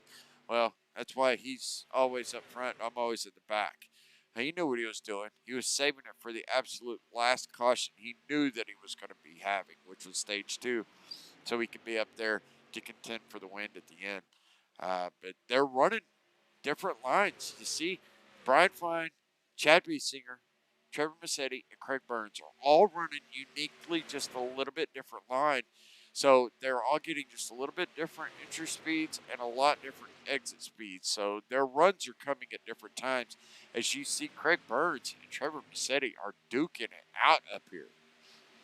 Yeah, Trevor's getting really good runs coming out of 3 and 4. Biesinger's getting really good runs coming out of 2. Uh-huh. And Brian Fine is slowly closing in because all these guys are duking it out. And Brian's just like, hey, you guys do your thing. And I'm just going to float right behind you guys and let this draft pull me right in so I don't lose any time. But really good racing right now. But Trevor Massetti, he's got a plan. He's kind of letting Craig do his thing, but I don't think he's too worried about trying to take the lead at this point. I think his charge is going to be when they go to pit road and pit. I think that's where he's going to try to take the lead from there. Yeah, and I think you're right. this little 4-pack of trucks up here is running very tight together. They're all running just a little bit different lines and different throttle and brake tracing. So they're getting runs at different time, as Kevin just mentioned. So some are getting it on entry, some are getting it on exit, some are doing it 1 and 2, and the others doing it 3 and 4. But they're doing it very clean. They're being extremely competitive, but yet very respectful on the track. As you see, the 2 truck of Craig Burns kind of washes up coming out of 2 there. It doesn't look like that it hurt too much of his backstretch speed there that he had coming down the straightaway. But here is where Trevor Massetti gets such a run coming out of 4 into the quad oval here. But it's very difficult to make a pass there. Unless you're locked into that inside, you've got that nose underneath the truck, it's hard to make a pass through here. But Craig Burns is making that outside line work in 1 and 2. Yeah, he gets a pretty good run coming out of 2, but Trevor, man, he is closing in on him. I don't want to call him the closer yet because it ain't time to close yet, but he's closing in on him right now, and he's getting really good runs on him. But Craig gets a decent run coming out of 2. But look at Brian Fine. Brian Fine is on a mission. This guy said, "Hey, Papa Bear ain't here tonight, but I want to show Papa Bear that I can win without him being on the track." You're And right. look at Brian, just really Doing good a truck fine right now. job. And I don't know if this is just Chad Beesinger just kind of laying back saying, okay, it's getting a little thick up here, and I'll let you guys burn your stuff up, and then I'll take care of it with about 20 or 25 to go. But he's kind of he relinquished that control of that number 3 spot to Brian Fine, and he's keeping within fighting distance. This thing is not over by a long ways, but he's allowing those first 3 guys to kind of race each other a little bit harder than you would if you're trying to save tires and save fuel for that matter. So he's keeping within striking distance, but allowing these guys to get up there and get really close to each other. He does not want to take any chances, and I think that's a very smart play to do right now. Let's go a little further back in the field and see if we can take a look at some of the guys that were involved in that most recent incident. We've got the 10 of Chris Claude. It looks like he has got his truck repaired as well. Things looking good, making that high line work. Looks like he still has a little bit of right side paint damage, but I don't think it's enough to make a massive difference. Jeff Carson right in front of him, getting back up. I think he's just recollecting his thoughts as well. And Justin Hendry right behind him. Man, I just don't know. I think I get the strategy behind it. I just don't know if it was a little too late. This is where it hurts you with Yeah. that with what his idea was. Right. This is where it hurts you because right now it's a really hard chance of a caution coming out. And look at him now. He's sitting back here 9 seconds back, unless he's got a different idea on fuel. But I just don't think at this point you're going to get any benefit unless a caution comes out. If a caution comes out, throw everything Different out. ball game. Yeah. Yeah, throw everything out the window. You got a whole different ball game now. But yeah, at this point, I don't think it was a good strategy on his part. We'll take a look at Jerry Culver too. As you see, he's still got a little rear damage there. I don't know if that was something that may have taken place. If he's had opportune time to get all the damage repaired, but he is sitting back in 10th position, a comfortable 10th position, just clicking off some laps. Maybe he's realizing, hey, I'm going to get me a victory before this season is over with. Maybe tonight wasn't his night, but one of his favorite tracks as well, Richmond, next weekend. I expect to see the 13 of Jerry Culver up front contending for a win next week. This isn't over tonight either. We still have a lot of racing to do, and like Kevin just said, there's cautions, there's restarts, there's tire spins, there's people damaging their trucks beyond repair. Anything can happen, folks. This is racing, so it still could come down where he's contending for a win. But if this thing stays green, these drivers are getting very spread out throughout the field. We'll kind of go through and let's take a look at what the times are looking like right now. Let me see. Let's do. There we go. See, Craig Burns there is coming up on Jerry Culver there shortly, but him and Trevor Massetti are keeping it within a quarter, 0.25 of a second of each other. And Brian Fine within a half a second back of that. So those guys are keeping a nice tight run. But then you get back to Chad Biesinger and Steve Kerpel. They're putting a nice 1 second or better gap between themselves. So they're going to be out there basically racing themselves, just making sure that they just hit their marks, click out the laps, and be there at the end. Because the most exciting part of tonight's race is getting ready to start. Let's see, Aaron, probably the next 10 to 15 laps, Kevin, we're going to start seeing those green flag pit stops. And that is going to be where the deciding factor of winning or losing tonight, in my opinion. I think you feel Yeah, the same way, but if this thing goes green, it's most most definitely 100% going to be the deciding factor on the winner tonight. I think you could really see someone do a pit strategy that's towards the back of the field and try to Oh, shortstop and it. speaking of, That's what I'm talking about right there. yep, Someone is already doing it. Mr. Justin Hendry himself. This is a good time to take that fast repair, take your fuel, see what you can do with it. I think this may be too early. This is a good call on his part because where he was at was this is the best call he could have done. But right now, I would say lap 125, 127, you're going to see a couple drivers probably do some short stops to try to get momentum on the leaders. But if I'm the leaders, I think lap about 135, something like that. I would come in and pit um, because you're going to lose a little bit of time with the guys that have the fresher tires at that time. But by the time that you go to pit at lap 135, it's going to make up because then you're going to have the better tires again, so you're going to gain momentum. So short stops I see right around 125 to 127. Leaders I see about 130, 135. well, that's your leaders coming into the frame as you see uh, Justin Hendry coming off pit road and getting up speed. As he was coming off about halfway down the backstretch out of pit road, there was the two truck of Craig Burns coming out of four. So they're about a half a straightaway behind. So he will be scored one lap down until the rest of the field pits. Now, I think if I'm Justin Hendry, I think you see that his truck is brand new. He saved that fast repair for the absolute last possible moment, Kevin. And now is the time. He just said, all right, now we've got to do something that everybody else is not doing. Here's the fuel strategy we wanted to see. This could be, I love this. I agree with this. I think if anything, he has to do something different because doing the strategy that everybody else is doing ain't going to win a race if you're 10 seconds from the leader, especially if it goes green. He says, look, I'm going to short pit. I'm going to get tires. I'm going to get out there. I'm going to run as hard as I can and trying to offset what the leaders are doing. In fact, let's take a look, if I can, at what their lap times are compared to. Do you have the lap times pulled up right there? Let's see. I've got a 29.88 versus a 30.83. So he's running a second faster right now.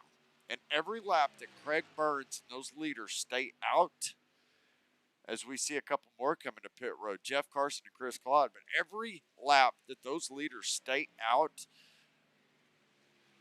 Justin Hendry is winning. He's gaining more track position. Is it enough to get him up and leapfrog him up towards that front pack of those first four trucks? We'll have to wait and see how this thing plays out as we watch Jeff Carson and Chris Claude that are sitting there on pit road right now getting their services done, getting another set of Goodyear tires and some Sunoco fuel that can take them to the end because we are now 40 laps to the end of this race here at Texas Motor Speedway. Oh, we got Trevor Massetti going to pit. This is probably going to be one of the winning calls right here Could be. if he can pull it off. Yep. And I think you're right because, look, Justin Hendry and Chad Biesing are following suit right there. So I'll tell you, in any of the leagues that I see these guys run in, they always are really good about doing things as a team. But I think as we get later in the playoffs, the team atmosphere is still there, but the motives is to win because it's not about winning for a team. It's about winning the championship because there isn't a team championship. It's a driver championship. So you have to start making some Absolutely. moves that are going to benefit you. And unfortunately, Chad Biesinger just slid a little too far in his pit box, and he just Hmm. had to make an adjustment. That is really going to hurt him. He's going to fall off by about probably a second, but that is going to hurt him coming back on the track, unfortunately. And Trevor had a perfect pit stop. Yep. And then the rest of the field. And now we'll have to see, Aaron, about 2 to 3 laps when everybody gets back up to full speed. We're going to have to see if what Justin Hendry did was enough to leapfrog him to be close to the front of the field. Uh, as you see, the 2 of Craig Burns, the 98 of Brian Fine, and Steve Capel looks like he may have had a little bit longer stop than normal on the 59 of Stephen Baldwin Jr., all finishing up their final pit stop under green flag conditions here. Uh, so Trevor Massetti, is being scored the leader as of right now, but we'll have to see how this thing all cycles through. And there's Justin Hendry showing in 7th position, but he is going full speed right now as everybody else is getting up to speed. But man, look what a pit stop can get you. Kevin, you called it to a T, brother. You said this last stop, before we even started the race tonight, you said the last stop was the money stop. That's going to be the deciding factor. And I think you hit the nail on the head because him and Craig Burns were running nose to tail before that pit cycle. And look where they are now that they have completed that green flag pit stop. Oh, this right here just changed it completely. Though, look at this caution. This just changed everything. Looks like we may have had another incident in the 9 truck. Let's see if we can't go back. Now, fortunately for everybody out there, Kevin, they all had pitted. If there was just one person that could have waited 1 or 2 more laps, they would have trapped the field and really positioned themselves well. But I think we're just too far into that last fuel run that everybody was forced to pit for fuel. So let's go back and see if we can't find out what happened. I'm getting word from our producer that it might have been Jeff Carson. As See, you see him come through the corner, and yep, just like last time. and Oh, he just washed up. man! Oh, did the Wow! did the 28 get through that? Yes, got through it with no contact. And that is, oh man, it's a tough break for the 9 of Jeff Carson there in the Toyota Tundra because he had just used that one and only fast repair that you're allowed here. Oh, I hate to see it. I hate to see it. This just changed everything, though. Like this is gonna be a fantastic finish. Oh, yeah. I mean for sure. But Trevor Massetti had this in the bag before this caution, so Yep. I'm sure Trevor is not really enthusiastic about this right now. But he's up here, he's got the lead. Hit your marks, run your line, do your thing, and go win this thing. Yep. That's all you can do now. I mean, you executed a perfect strategy of a green flag pit stop, not waiting for, you know, 3 to 5 laps after everybody else to where they get a gap on you. He short pitted everybody with the exception of the 28 of Justin Hendry. He pretty much short pitted everybody else and allowed him to get that track position and nailed a perfect pit stop. So, he probably is a little upset, but I'll tell you what, that's just the way racing goes, man. Yeah, yeah. Sometimes it Sometimes, goes yeah. your way and sometimes not. But you know who got the biggest break out of this deal? And I said it when it was on pit road. Chad Biesinger. Yep. That's a huge break for him because he has had a fast truck all night. Hands down, one of the fastest trucks all night. He is probably taking a deep breath right now, trying to recollect him. Like, hey, let's get this momentum going again. Let's not lose it. Let's go out here and try to compete for this win because Chad has a very good chance to win. Yeah. Yeah, you're absolutely right. And I think as you see the 9 truck of Jeff Carson peel off the pit road there to get some of those repairs done, I think we are going to have an extremely exciting 6 truck battle in that top 6, 7 trucks that still have good quality bodies on them. They don't have a lot of damage that's going to take from that arrow. Um, they still have speed. They have obviously great setups underneath them. Good crew chiefs and teams back at the shop working and banging these things out to make sure that these trucks are ready when it counts. But I let's pull it out. I mean, here we are. We're coming to the conclusion of this race. Got a handful of laps left. Who's your money on? If you were in Vegas sitting at the excuse me, at the Bellagio, and they said, okay, 5 grand, Kevin, but you got to pick a winner right now. Who you putting your money on? Oh man, I think right now at this point, I would have to say Trevor Massetti. Oh, the Trevor, California kid, huh? the Cali kid, I got to put my money on him. Although I don't know why you would want to live in California, but that's just my thoughts. Um, but Hey, no offense, he's Brian and Christy. Sorry, Steve. yeah. Just a good old Indiana boy here, but he has just crossed his T's and dot his I's tonight. I think Yeah. he's got a really good chance. And the other reason I'm saying this is because I'm not putting any bad luck on Craig Burns. So Well, I tell you what. So here's the way I'm looking at this. If you would have asked me at the end of stage 2, who's going to be up here battling for this, I would not have had Craig Burns in that talk because of the way he had been working through those first 2 stages trying to get those repairs fixed. And obviously, that little bit of wall contact made a difference.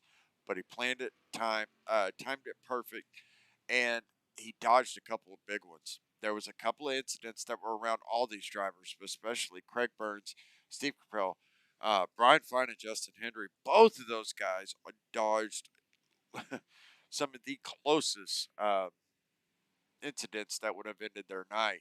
So I think they've got a little bit of lady luck on their side. I think if I had to choose one tonight, I'm going to pick the 2 truck, the Milwaukee Ford F-150 Craig Burns, just because, um, the first 2 stages I didn't really see a race winning truck, but they worked on it. They worked on it. They kept making adjustments. Um, and man, he's fast. And if it wasn't for this caution, I would say Trevor's got it in the bag. But Craig Burns has been right there, and I think he had a little bit longer pit stop than the rest of the field. But it doesn't matter now. They're all re-racked and stacked and ready to roll as we see the iRacing Chevy Silverado pace truck built on a pit road, and we are getting ready to get this race back underway as you see the 3 of Trevor Massetti and the 2 of Craig Burns side by side. They take the foot to the floor and get the RPMs cranking. As you see, they go into turn 1, and we have a single file row for the most part. And there's that top 4 pack, including Steve Capel in the 18 there, and the 98 of Brian Fine. He said, Ryan, I heard you out there, buddy. You want to pick him? That's fine. I'm just going to make a fool out of you. I'm coming through the field because this race is almost over. We've got 32 laps to go. And Brian Fine looks like he's got a rocket ship right now, Kevin. yeah, he's on a mission. He is pushing hard as he is going to get underneath Trevor Massetti. Wow. I just at this point, with how many laps are left, you definitely Is it want too to early? attack, but I think it's too early. I do. You want to attack, but I think it's too early right now to attack. I think we'll see how it does. Trevor's truck always comes to life in the run, not the Right. beginning of the run, but during the run. So we'll see what happens. But yeah, really good move Wow. at Brian Fine right now. Absolutely dominating. Sure, we've only had a few cautions for incidents tonight, and I think maybe they've shaken those bugs off and they got them out of there. And I think this thing will more than likely, as we are getting the lights showing 30 to go now, folks. 30 to go here from Texas Motor Speedway from the Wallbangers Truck Series race, the playoff round of 8, and it is an absolute gauntlet up here in that top 3. But don't count out Steve Capel and that 18 Toyota Tundra S&C Transport, the 23 BSR Toyota Tundra of Chad Biesinger. And, we haven't talked a whole lot about him tonight, but look who's right there with him. The 59 of Stephen Baldwin Jr. is right there within striking distance. So those top 6 trucks, and I think I might have said this coming into that caution, these top 6 trucks were the ones that I was talking about that they all have a chance to win this thing. He's keeping himself a little further back from that lead pack. I don't know if I was him, I'd want to get that far back. I don't want to be so close that if something happens, I can't avoid it. But the draft is so key here. If he loses it, he may not get caught back up to it. So you see some incredible side-by-side racing going on here behind the Brian Fine 98 truck and the Craig Burns there in the 2 with teammates of the 18 of Steve Crapell and the 3 of Trevor Massetti doing some side-by-side stuff. And I think that could come back to backfire a little bit because their teammates, it's fine, go race them. I think, just like you said, brother, it's just a little too early, and you don't want that 23 truck getting around you because you guys are running side by side. Yeah, absolutely. You definitely want to keep your momentum going, but side by side right there, it kills momentum. That's the biggest thing. So you want to try to prevent that as much, especially when your teammates. But Craig Burns, man, he is all over the bumper of this 98. Craig Burns has got something in the bag, playing wise, and what he's trying to do. I think he's just letting 98 burn his stuff up, just kind of sitting there floating behind him with the draft, because Yeah. you could see he kind of lets off a little bit. And you see a little bit of a gap form in the turns, but when they go down the straightaways, man, Craig pulls right back up to him. Yep. And I think you're right. I think the 98, as you see him come off 4 every time, especially from the spotter. We're up in the spotter's nest right now, taking a look down and seeing what the spotters actually see and how they're able to call the race. We'll keep it on this camera for just a minute because I want you to see for the last 3 laps, I watched the 98 truck of Brian Fine as he comes out of turn 4 and starts moving up the track. Watch how loose the rear of that truck gets. Um, and that time, that was the first time, of course, when we're all concentrating on watching it, it doesn't happen. But the last 3 laps, he literally would get within inches of the wall. But I think he's trying to protect that low line and not allow Craig the opportunity to stick his nose in there. But he was running so hard for those first 2 to 3 laps of this run that he was getting within inches of that wall, and it was knocking the air from underneath that truck really loose. He's starting to move that line down, but you see the run Craig Burns get, and Craig just says, "Hey, if you won't let me go around the inside, I'll just pass you on the outside." This is where it could get interesting. You got the 3 truck and the 23 truck behind Steve Crapell, and they're both like just chomping at the bit to get around. Craig Burns trying to decipher how he is going to strike and actually eat the 98 truck. There is a lot of mischievous strategy play going on up there in those first 6 trucks. They're all trying to figure out how am I going to be able to get around this guy in front of me. Yeah, and I think Brian Fine knows the line that Craig wants, but Craig, he's doing something that I like to do on certain tracks like this. And if I'm tucked up behind somebody and I know that I can get the run, but they're holding their preferred line, I like to play a little bit of mind games with them. Oh, So yeah. I like to jump up on that outside line and play with them, like, hey, I'm going to try to take that opening. And sometimes it works. Sometimes they bite on the bait and opens up that bottom line where you can do a crossover, and get down on Yep. that bottom line and get it. I've had it happen time and time in official races for me. Oh, yeah. But I think Craig right now is trying to play mind games, is what he's doing. Yep, and as you see, gets the nose in there, coming into 3 right there, and that's all it takes because this late in a run, you do not have enough grip in that middle to high line to be able to control it. So the 98 has to give up the lead there. As you're saying it, Kevin, Craig Burns executed it flawlessly. And what it did is if Brian Fine doesn't get that truck down into that line, he's about to get the choo-choo freight train because these guys are lined up nose to tail on the inside, and he's going to get stuck right behind him. So let's see if we can take a look. And the 18, look at him, Steve Crapell. We haven't mentioned him a whole lot tonight, but here he is with inside 20 laps to go, running second. Running second, Kevin. Right behind him, Trevor He's here when it Massetti. matters. Yep. He's here when it matters.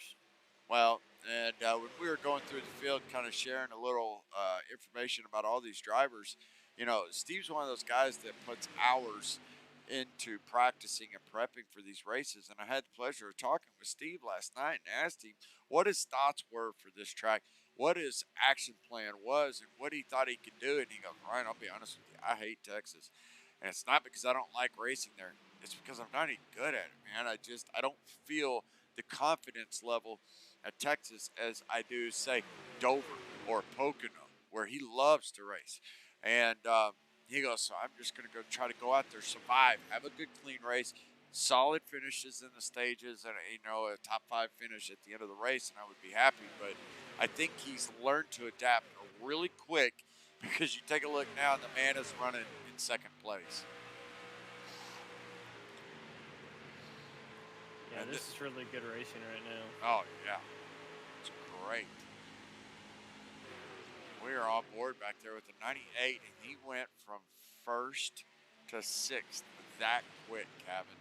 And Yeah, I just don't, burned yeah, up his tires. I don't Just know burned if them it up. was just being overly aggressive with 30 to go, 30 something laps to go, and we came back green. Uh, I love the idea, and I think it's probably what I would have done because I'm just not a good tire saver. But I think Brian Fine just thought track position was going to be key.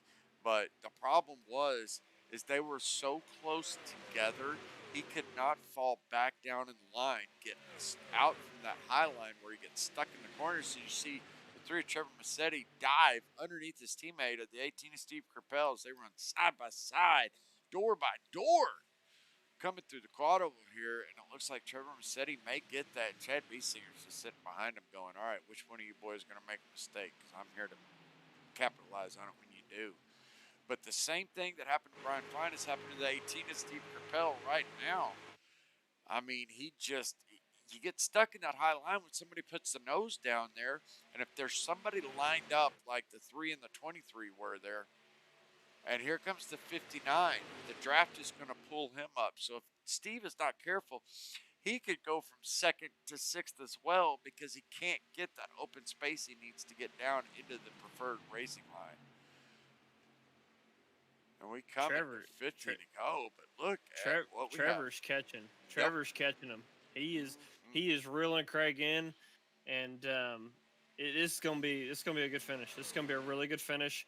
Got 15 laps to go. That is plenty of time right now to reel yourself in.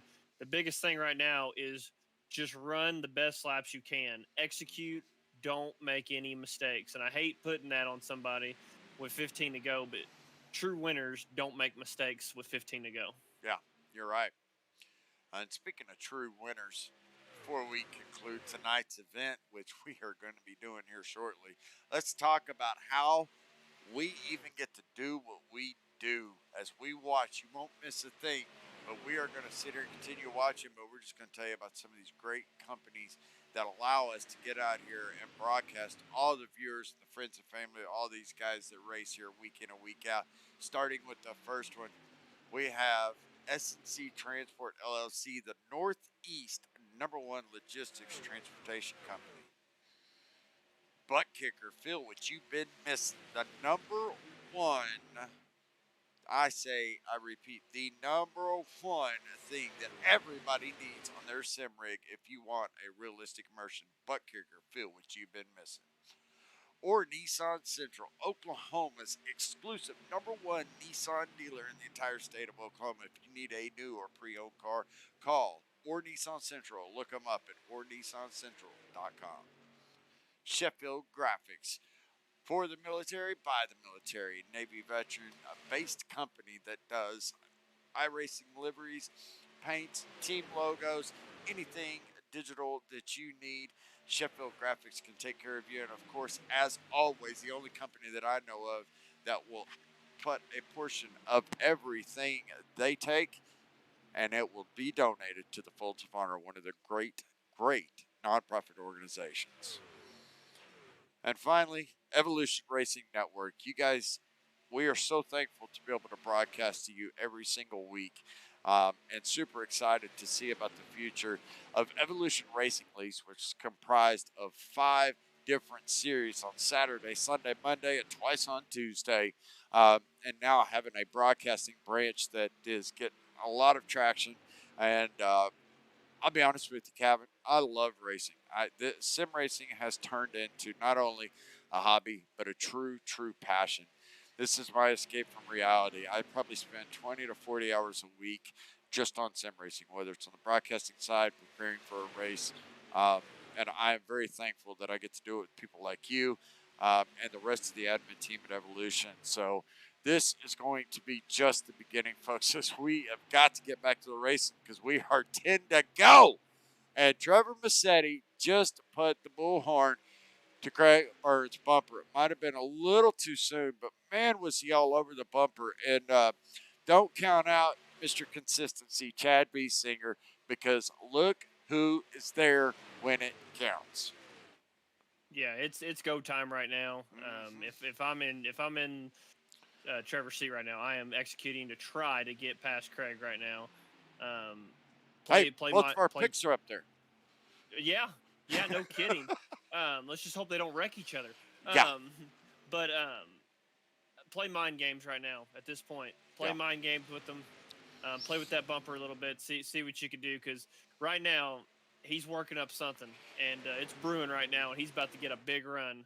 Oh, I'm yeah. just seeing it right now. He So keeps doing it every time out of 4. He's got the momentum. He's got the run that is so much faster than Craig. And guess what? Where's the start finish line? Right when you come out of 4. So I think I'm right there with you on your train of thought here, Kevin. I think he's setting him up. I think he is toying with him a little bit. But I'll tell you what, second place is always the best place that you want to be when you're trying to strategy race. absolutely, You're not on absolutely. the defense, you're on the offense. And Craig right now is just having to play sole defense. He's trying to take the lines away, he's trying to take the runs away, and he's trying to do it without wrecking both of them. Because if Trevor continues to keep getting these runs like he's doing now, the Cali kid isn't only going to get to Craig, but he's going to go through Craig. And the last thing these two teammates want is to take each other out as we are coming to the line with 5 laps to go from Texas Motor Speedway. I bet that team radio is real quiet right now. Oh, you know it is. You know, you got Steve Kerpel back there running in 4th spot. You see there's 2 distinct packs. We'll go take a quick little look at this second pack. And you got Chad Biesinger, Steve Kerpel, and Stephen Baldwin Jr. that are all nose to tail right there. Pretty much relatively calm, but I think they have their own little race going. And they know, here's what happens. If these two get into each other and get wadded up, who's going to be there to pounce? It'll be Steve Kerpel, Stephen Baldwin Jr., or Chad Biesinger, our stage 1 winner. Yeah, These this two is are getting putting on real a clinic. interesting. Yeah. Yes, they are. It's getting interesting, and they're really not getting the people behind them. You know, third, fourth, and fifth to really catch up with them. That's what's interesting right now. They're putting on a clinic, but they're not losing any time to the people behind them. Yeah, and here we are taking a look at Steve Kerpel in that 18 Toyota Tundra by S&C Transport, making his way around Chad Biesinger. I think Chad Biesinger may have used up a little too much tire early in that run, Kevin, because he had to let Steve go. Steve got that nose under and just walked right by him, but he's not losing any ground to him. He's staying right on his bumper. And I'll tell you, it's whoever can get the truck set into the corner entry first wins. If, like right there, you see Chad Biesinger is able to get down lower, but if you just had a little bit more speed on corner entry, he could have locked him in and put his nose in there and completed the pass. Those two are racing hard for 3rd and 4th. And we'll go back up to the leaders right now is Trevor Massetti. We are 2 laps to go. Craig Burns, my pick. Trevor Massetti, the Cali Kid, your pick. And we are coming in to 3 and 4. Oh my. We are going to be coming out of 4 here. And I just think Craig has to be flawless right here. He has to be absolutely perfect. He can't afford one slip up, one too much wheel input. And Trevor Massetti is trying to put, we are on the white flag by Sheffield Graphics. And he is trying to put that nose underneath that truck and get around him. As you see, he goes wide. Coming down the backstretch, they are drag racing. It's going to be about 2 corners until we know who is going to win this race. And I just don't think Trevor Massetti is going to be able to get through and do this. As we see, Craig Burns will take the win and lock himself into the next round. Congratulations to our first championship Ford driver, Craig Burns, in the Milwaukee Ford F-150, but it wasn't because there wasn't some competition out there. That number 3 trucker, Trevor Massetti, and the 18 of Steve Kerpel, they were fighting for everything out there. And that, if I'm not mistaken, is a 1-2-3 finish for Evolution Racing. Yeah, that's a really good Wow. finish for them. Really good momentum. That's one thing right there. Even if with them not winning with Trevor or Steve, great momentum going into the next race. Because you know how it is. Oh Even if yeah. you don't win, you need to finish top four, top three to really have a chance at making the final four. But Craig Burns, man, burn it down, boy. Oh Proud of you. Just glad I didn't say anything to jinx you this yeah. time. But burn that Milwaukee truck down and start shotgunning beers because I know you're going to. Hey man, I'll tell you what. Now he's got zero pressure. He is guaranteed himself at the table with the final four here in 3 weeks when we go to ISM Speedway of Phoenix, and he's going to be racing for a championship here in a few weeks. So this is the absolute best situation for any driver is to lock yourself in on the first race, Kevin, because guess what after that? Now you can breathe. That tension and that pressure that builds up on a driver when they're going to next week at Richmond or the final week when they only have one shot left to go and lock themselves into the final four as we see some of the teammates coming up front and looks like they may be doing a little team celebration. We watched the two truck Craig Burns there probably having the biggest breath of fresh air and sigh of relief any driver can have. Because that's the best scenario you can put yourself in. Yeah, absolutely. I've been in that position before myself. Where you get a win and you lock yourself in the playoffs for the regular season. And I tell you right now, it takes a lot of pressure off of you. You want to execute, you want to compete every week, but if he wrecks out the next two races, the biggest thing he can look at is hey, I'm locked in. I'm focused on Phoenix. That's the track he can really focus on now. Yeah, you're right. Well, we've got some of the drivers down here, and I'm going to let you interview third place and second place, and I will take the winner tonight. So I am going to see if we can't get our third place finisher, Mr. Steve Kerpel, down here on the horn and see what he has to say. I'll make sure, see if I can call up, get them all down. All right, let's see if we can get them in.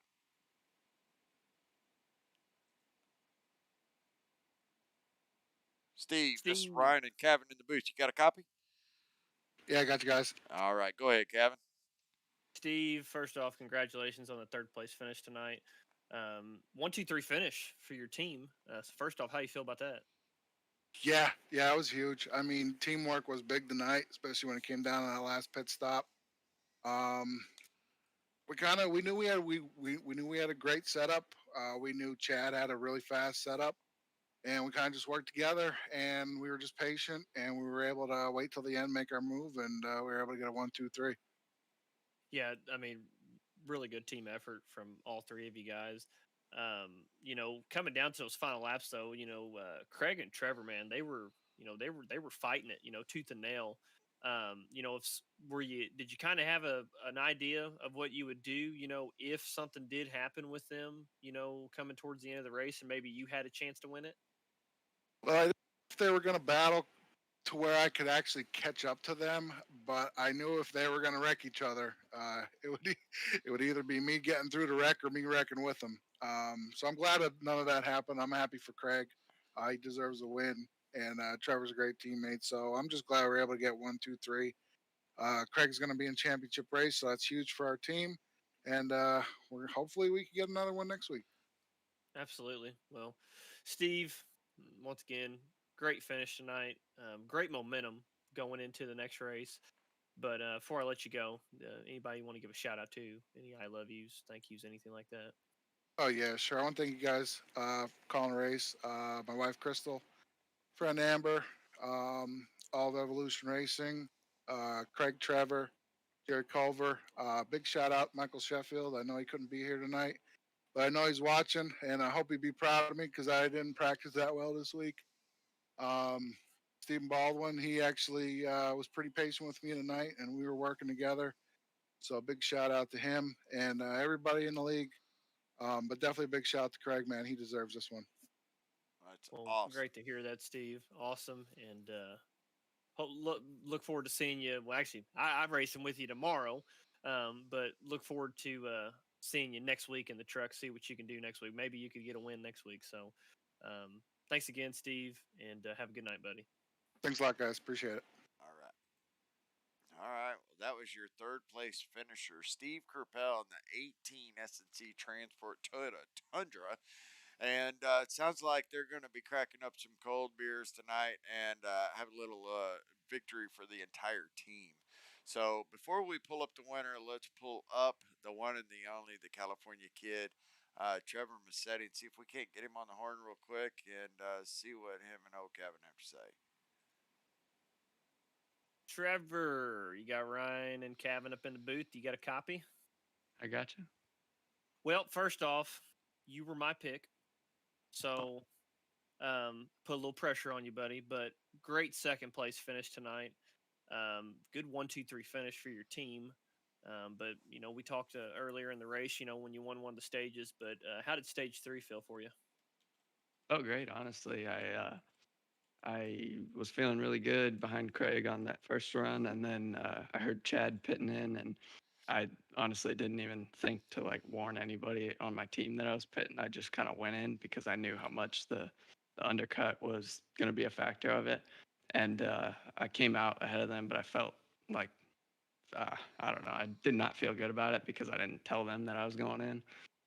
So I felt good that the caution came out and Craig got a win. He deserved that one, I think, more than any of us. But that was a good race, man. That was a lot of fun.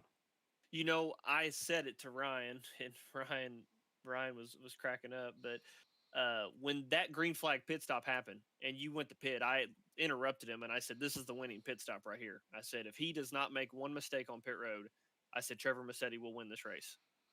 And Yeah. maybe I shouldn't have jinxed you, but that was perfectly executed pit stop. But really good momentum for you guys and your team going in the next week. But how do you feel going in the next week? Next week I feel good. I'm usually pretty decent at short tracks. Got Martinsville. I got a win there, and I'm usually pretty decent. We've got a couple secret weapons on our team. I feel like for Martinsville or not Martinsville, Richmond and Homestead coming up. So I mean, just hopefully we carry this momentum and keep getting decent finishes and maybe a win. Well, Trevor, once again, really good finish tonight. For me and Ryan both, just we enjoy racing with you. We enjoy being able to call you guys' races week in and week out. So just really look forward to seeing you on the track next week. But before I let you go, is there anybody want to give a shout out? Any I love yous, thank yous, anything like that? And I know you can't shotgun a beer because you're 18. So just because your team got a 1, 2, 3 finish does not mean you can go down and steal a beer out of your dad's fridge. I mean, I can't do it legally, right, Kevin? I gotta say hi to mom and dad, Grammy and Nono, Nana, Grandpa, Auntie and Uncle. Um, Thank you guys for broadcasting. It's awesome watching you two go back and forth in the booth. All my teammates, the admins that put on these 5 leagues that I have the privilege to run in, wouldn't want to do anything else on my Saturday nights. So thank you guys. Well, All Trevor, right. once again, thanks, buddy. Look forward to seeing you on the track next week and see if you can carry some more momentum going into Richmond. Hope so. Thank you. All Take right. care, buddy. Have a good night. You too. See you, Trev. Well, that was our second place finisher, Trevor Massetti, the Cali kid, coming home just a little bit short of the win. But the man that is not going to be upset with that is the number 2, Craig Burns, because that man Your pick. did my pick. That's right, my pick. The one that did come home with the victory tonight. So let's see if we can't get him on the horn real quick. Craig Burns, Ryan and Kevin up in the booth. You got a copy? Yeah, I got you, Ron. Well. Haven't talked to you in a while up here in the booth. And I'm going to give you my dissertation of how this race went down. And I'm going to be honest with you because I'm sure you're probably going to listen to the broadcast. I thought your race was done at lap 15. You had that little brush with the wall. And I'm sitting here telling Kevin, man, why didn't you just get that fast repair done now and get back up there and fight for it? You kept going in and getting little repairs here and little repairs there, but you knew what you were doing the whole entire time because when you got that baby fixed up and ready to roar at the stage two break, you made us all look like fools because you came from the back of the pack and it was lights out from then on. Congratulations on a win and being the first driver to lock themselves into the seat at the table with the championship four coming up here in a few weeks. How you feeling about it, brother? Oh, I'm feeling pretty good. Yeah, a little rub into the wall there, like lap 20 or something. That's nothing you want to do, especially after we talked about saving tires. Uh, and I knew I didn't want to use my fast repair early in case we got in a little scuffle there. And actually, when I took my fast repair, we almost used another one or totaled the car, till the C's part there. Um, yeah, man, I can't thank all these guys enough. All Wallbangers, everyone that does everything here. Steve, you guys up in the booth, Trevor, Ryan, Sheffield that puts the cars together. Man, heck of a run out here tonight at Texas. Well, you put on a clinic. I mean, you made it look easy, but I know that you guys put a lot of time and a lot of strategy and practice into performing tonight. But I think it played out absolutely perfect. We were watching a couple of those cautions that came out, Greg, and you were within inches of having your truck absolutely destroyed. And I mean, you, Justin Hendry, Brian Fight, you all had those type of incidents. What I we were talking about this during the broadcast, but I want you to tell the viewers what is it like mentality wise when you are riding on what it feels like ice. You're on a long run and you know you have nothing left in the bank. You don't have any fast repairs, and you have to get to the front. And when those cautions come out like that, and you're almost part of them, how long does it take to get you? What's your mindset like going through that? And how long does it take to get your mind back into focus and just going out and hitting your marks? Yeah, it's a lot of having patience and throttle control. Uh, you got a long run. I'll tell you what, the last 15, 20 laps there, I I was looking out my mirror more than I was looking up front.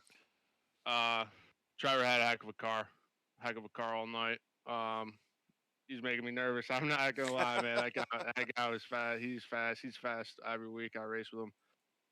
Um, but yeah, I mean, you just gotta have confidence. I think confidence is like the main thing you have to have. If you don't have an ounce of confidence when you go out on the track, why be out there? Yeah, and So I agree with you on that. You were flawless that last 20 lap run. Me and Kevin were talking about it. It's like Trevor's setting him up. He's playing with him. He's toying with him. He's trying to show him a different line to bait him into doing it. But you didn't you didn't show your hand at all. You went out there yeah, and you just did what you had to do, man. it's kind of reverse psychology there because Sure. Brian Fine was in front of me and I was patient, waiting, and I knew what Trevor wanted to do. I knew he wanted inside of 1 and 2, so I was covering that. But just try not to let his nose get down on the back straightaway because I knew it was game over. Yeah. You give up that bottom line, so uh, yeah, You did uh, great, man. You made it look easy out there, and I know that was a white knuckling experience. But man, congratulations on being the first driver to lock themselves in to the seat at the table for the final four. So, real quick before we get you out of here, what is the next 2 weeks like? Is it about helping your team? Is it about just playing with some, strategies? Is it working on setups? Because the pressure's off your shoulders now, at least for the next 2 weeks. So, what's the plan for then? And then finally, what is the plan for the championship race? yeah. All eyes are going to be on Phoenix for sure. Next 2 weeks, we're going to go in there and wanting to win, but knowing that our teammates are important. Going to go in there, try to back them. Um, do whatever we kind of get them in. Um, but everyone knows when you're in the heat of the moment, there's 5 laps to go. Gloves come off, but yeah. Um, hopefully, hopefully we get some guys in. Um, uh, That's awesome. I think it's gonna be a good run there. Yeah, I do too. I think you guys are going to do well. I think you guys always do execute well Well, man, congratulations on your win tonight, securing yourself into the final four, the first driver to do so. Proud of you, man. You were my pick. We had, with about 40 to go, I told Kevin, I said, look, Craig messaged me before the broadcast, and he said Kevin is not allowed to speak anything about Craig Burns during the broadcast. Because the last time he did it, you went home early. I think you were already on your flight back to Michigan when these guys were starting stage three. So you weren't allowed to talk about it. So he picked Trevor, and I said, well, I think it's going to be the Milwaukee Ford F 150 of Craig Burns. And lo and behold, you did. So I will be your good luck charm anytime, buddy, because you went out tonight and you killed it. So before we let He you go, played mind games with yeah, me. He I, played I was mind just games doing with a me. little reverse. I was playing some Craig I like Burns, a it. little reverse psychology with Kevin. But before we let you go, brother, because I know you're ready to go celebrate, is there anybody you want to give a shout out to? Any I love yous, thank yous, or any sponsor plugs? Yeah, I want to appreciate everyone here at Evolution Racing, Evolution Network. You guys do a heck of a job. Steve Capel, Jerry Culver, Trevor Massetti, Ryan Azell, Kevin Ruff, Michael Sheffield. Uh, these guys, like, this doesn't happen if the wheels don't turn with you guys. So just want to shout out to and everyone in the league too. It's been fun. Shout out to my dad. I know he's out there watching, and hopefully I get to talk to you again in Richmond. That's right. Well, brother, good luck. Go celebrate, and we'll see you next week in Richmond. Appreciate you guys. Well, Kevin, here we are, man. Had some great interviews with these guys. Um, Craig Burns coming home with the victory tonight here at Texas Motor Speedway. The only thing left now is figuring out who's going to win next week and who's going to win the week after. Because, brother, time flies when you're having fun, and our season is almost over here at Wallbangers Racing. I can't believe it's already coming to the point to where we're about done with this, man. We only got three more races, and this season is over, and then we'll be gearing up for next season. Yeah, it's going by fast, but it's going by fast. But we're having really good racing, and tonight showed it. There was just a a lot of lead changes tonight, man. Just Mm-hmm. really good racing. So look forward to Richmond. Richmond is a tricky track where tippers can flare a lot easier, but overall, just really, really happy with how this race went. And congrats to my brother Craig. Me and him we run in other leagues together, but just so happy to see him get that win and lock himself in a championship forward. But I'm excited for next week. Oh, yeah. Really looking forward to see what these boys got up their sleeves. Yeah, we're going to see some short track racing for the first time in a long time. Really, we haven't been to a true short track in quite some time. So, I as well am very excited to see what the Wallbangers Truck Series does come next week at Richmond. So, from all of us here at Evolution Racing Network, we want to thank you. We want to thank our sponsors, SNC Transport, or Nissan Central, Sheffield Graphics, and Butt Kicker. Feel what you've been missing. We want to thank all of those for helping us do what we get to love, or what we love to do, and what we're truly passionate about.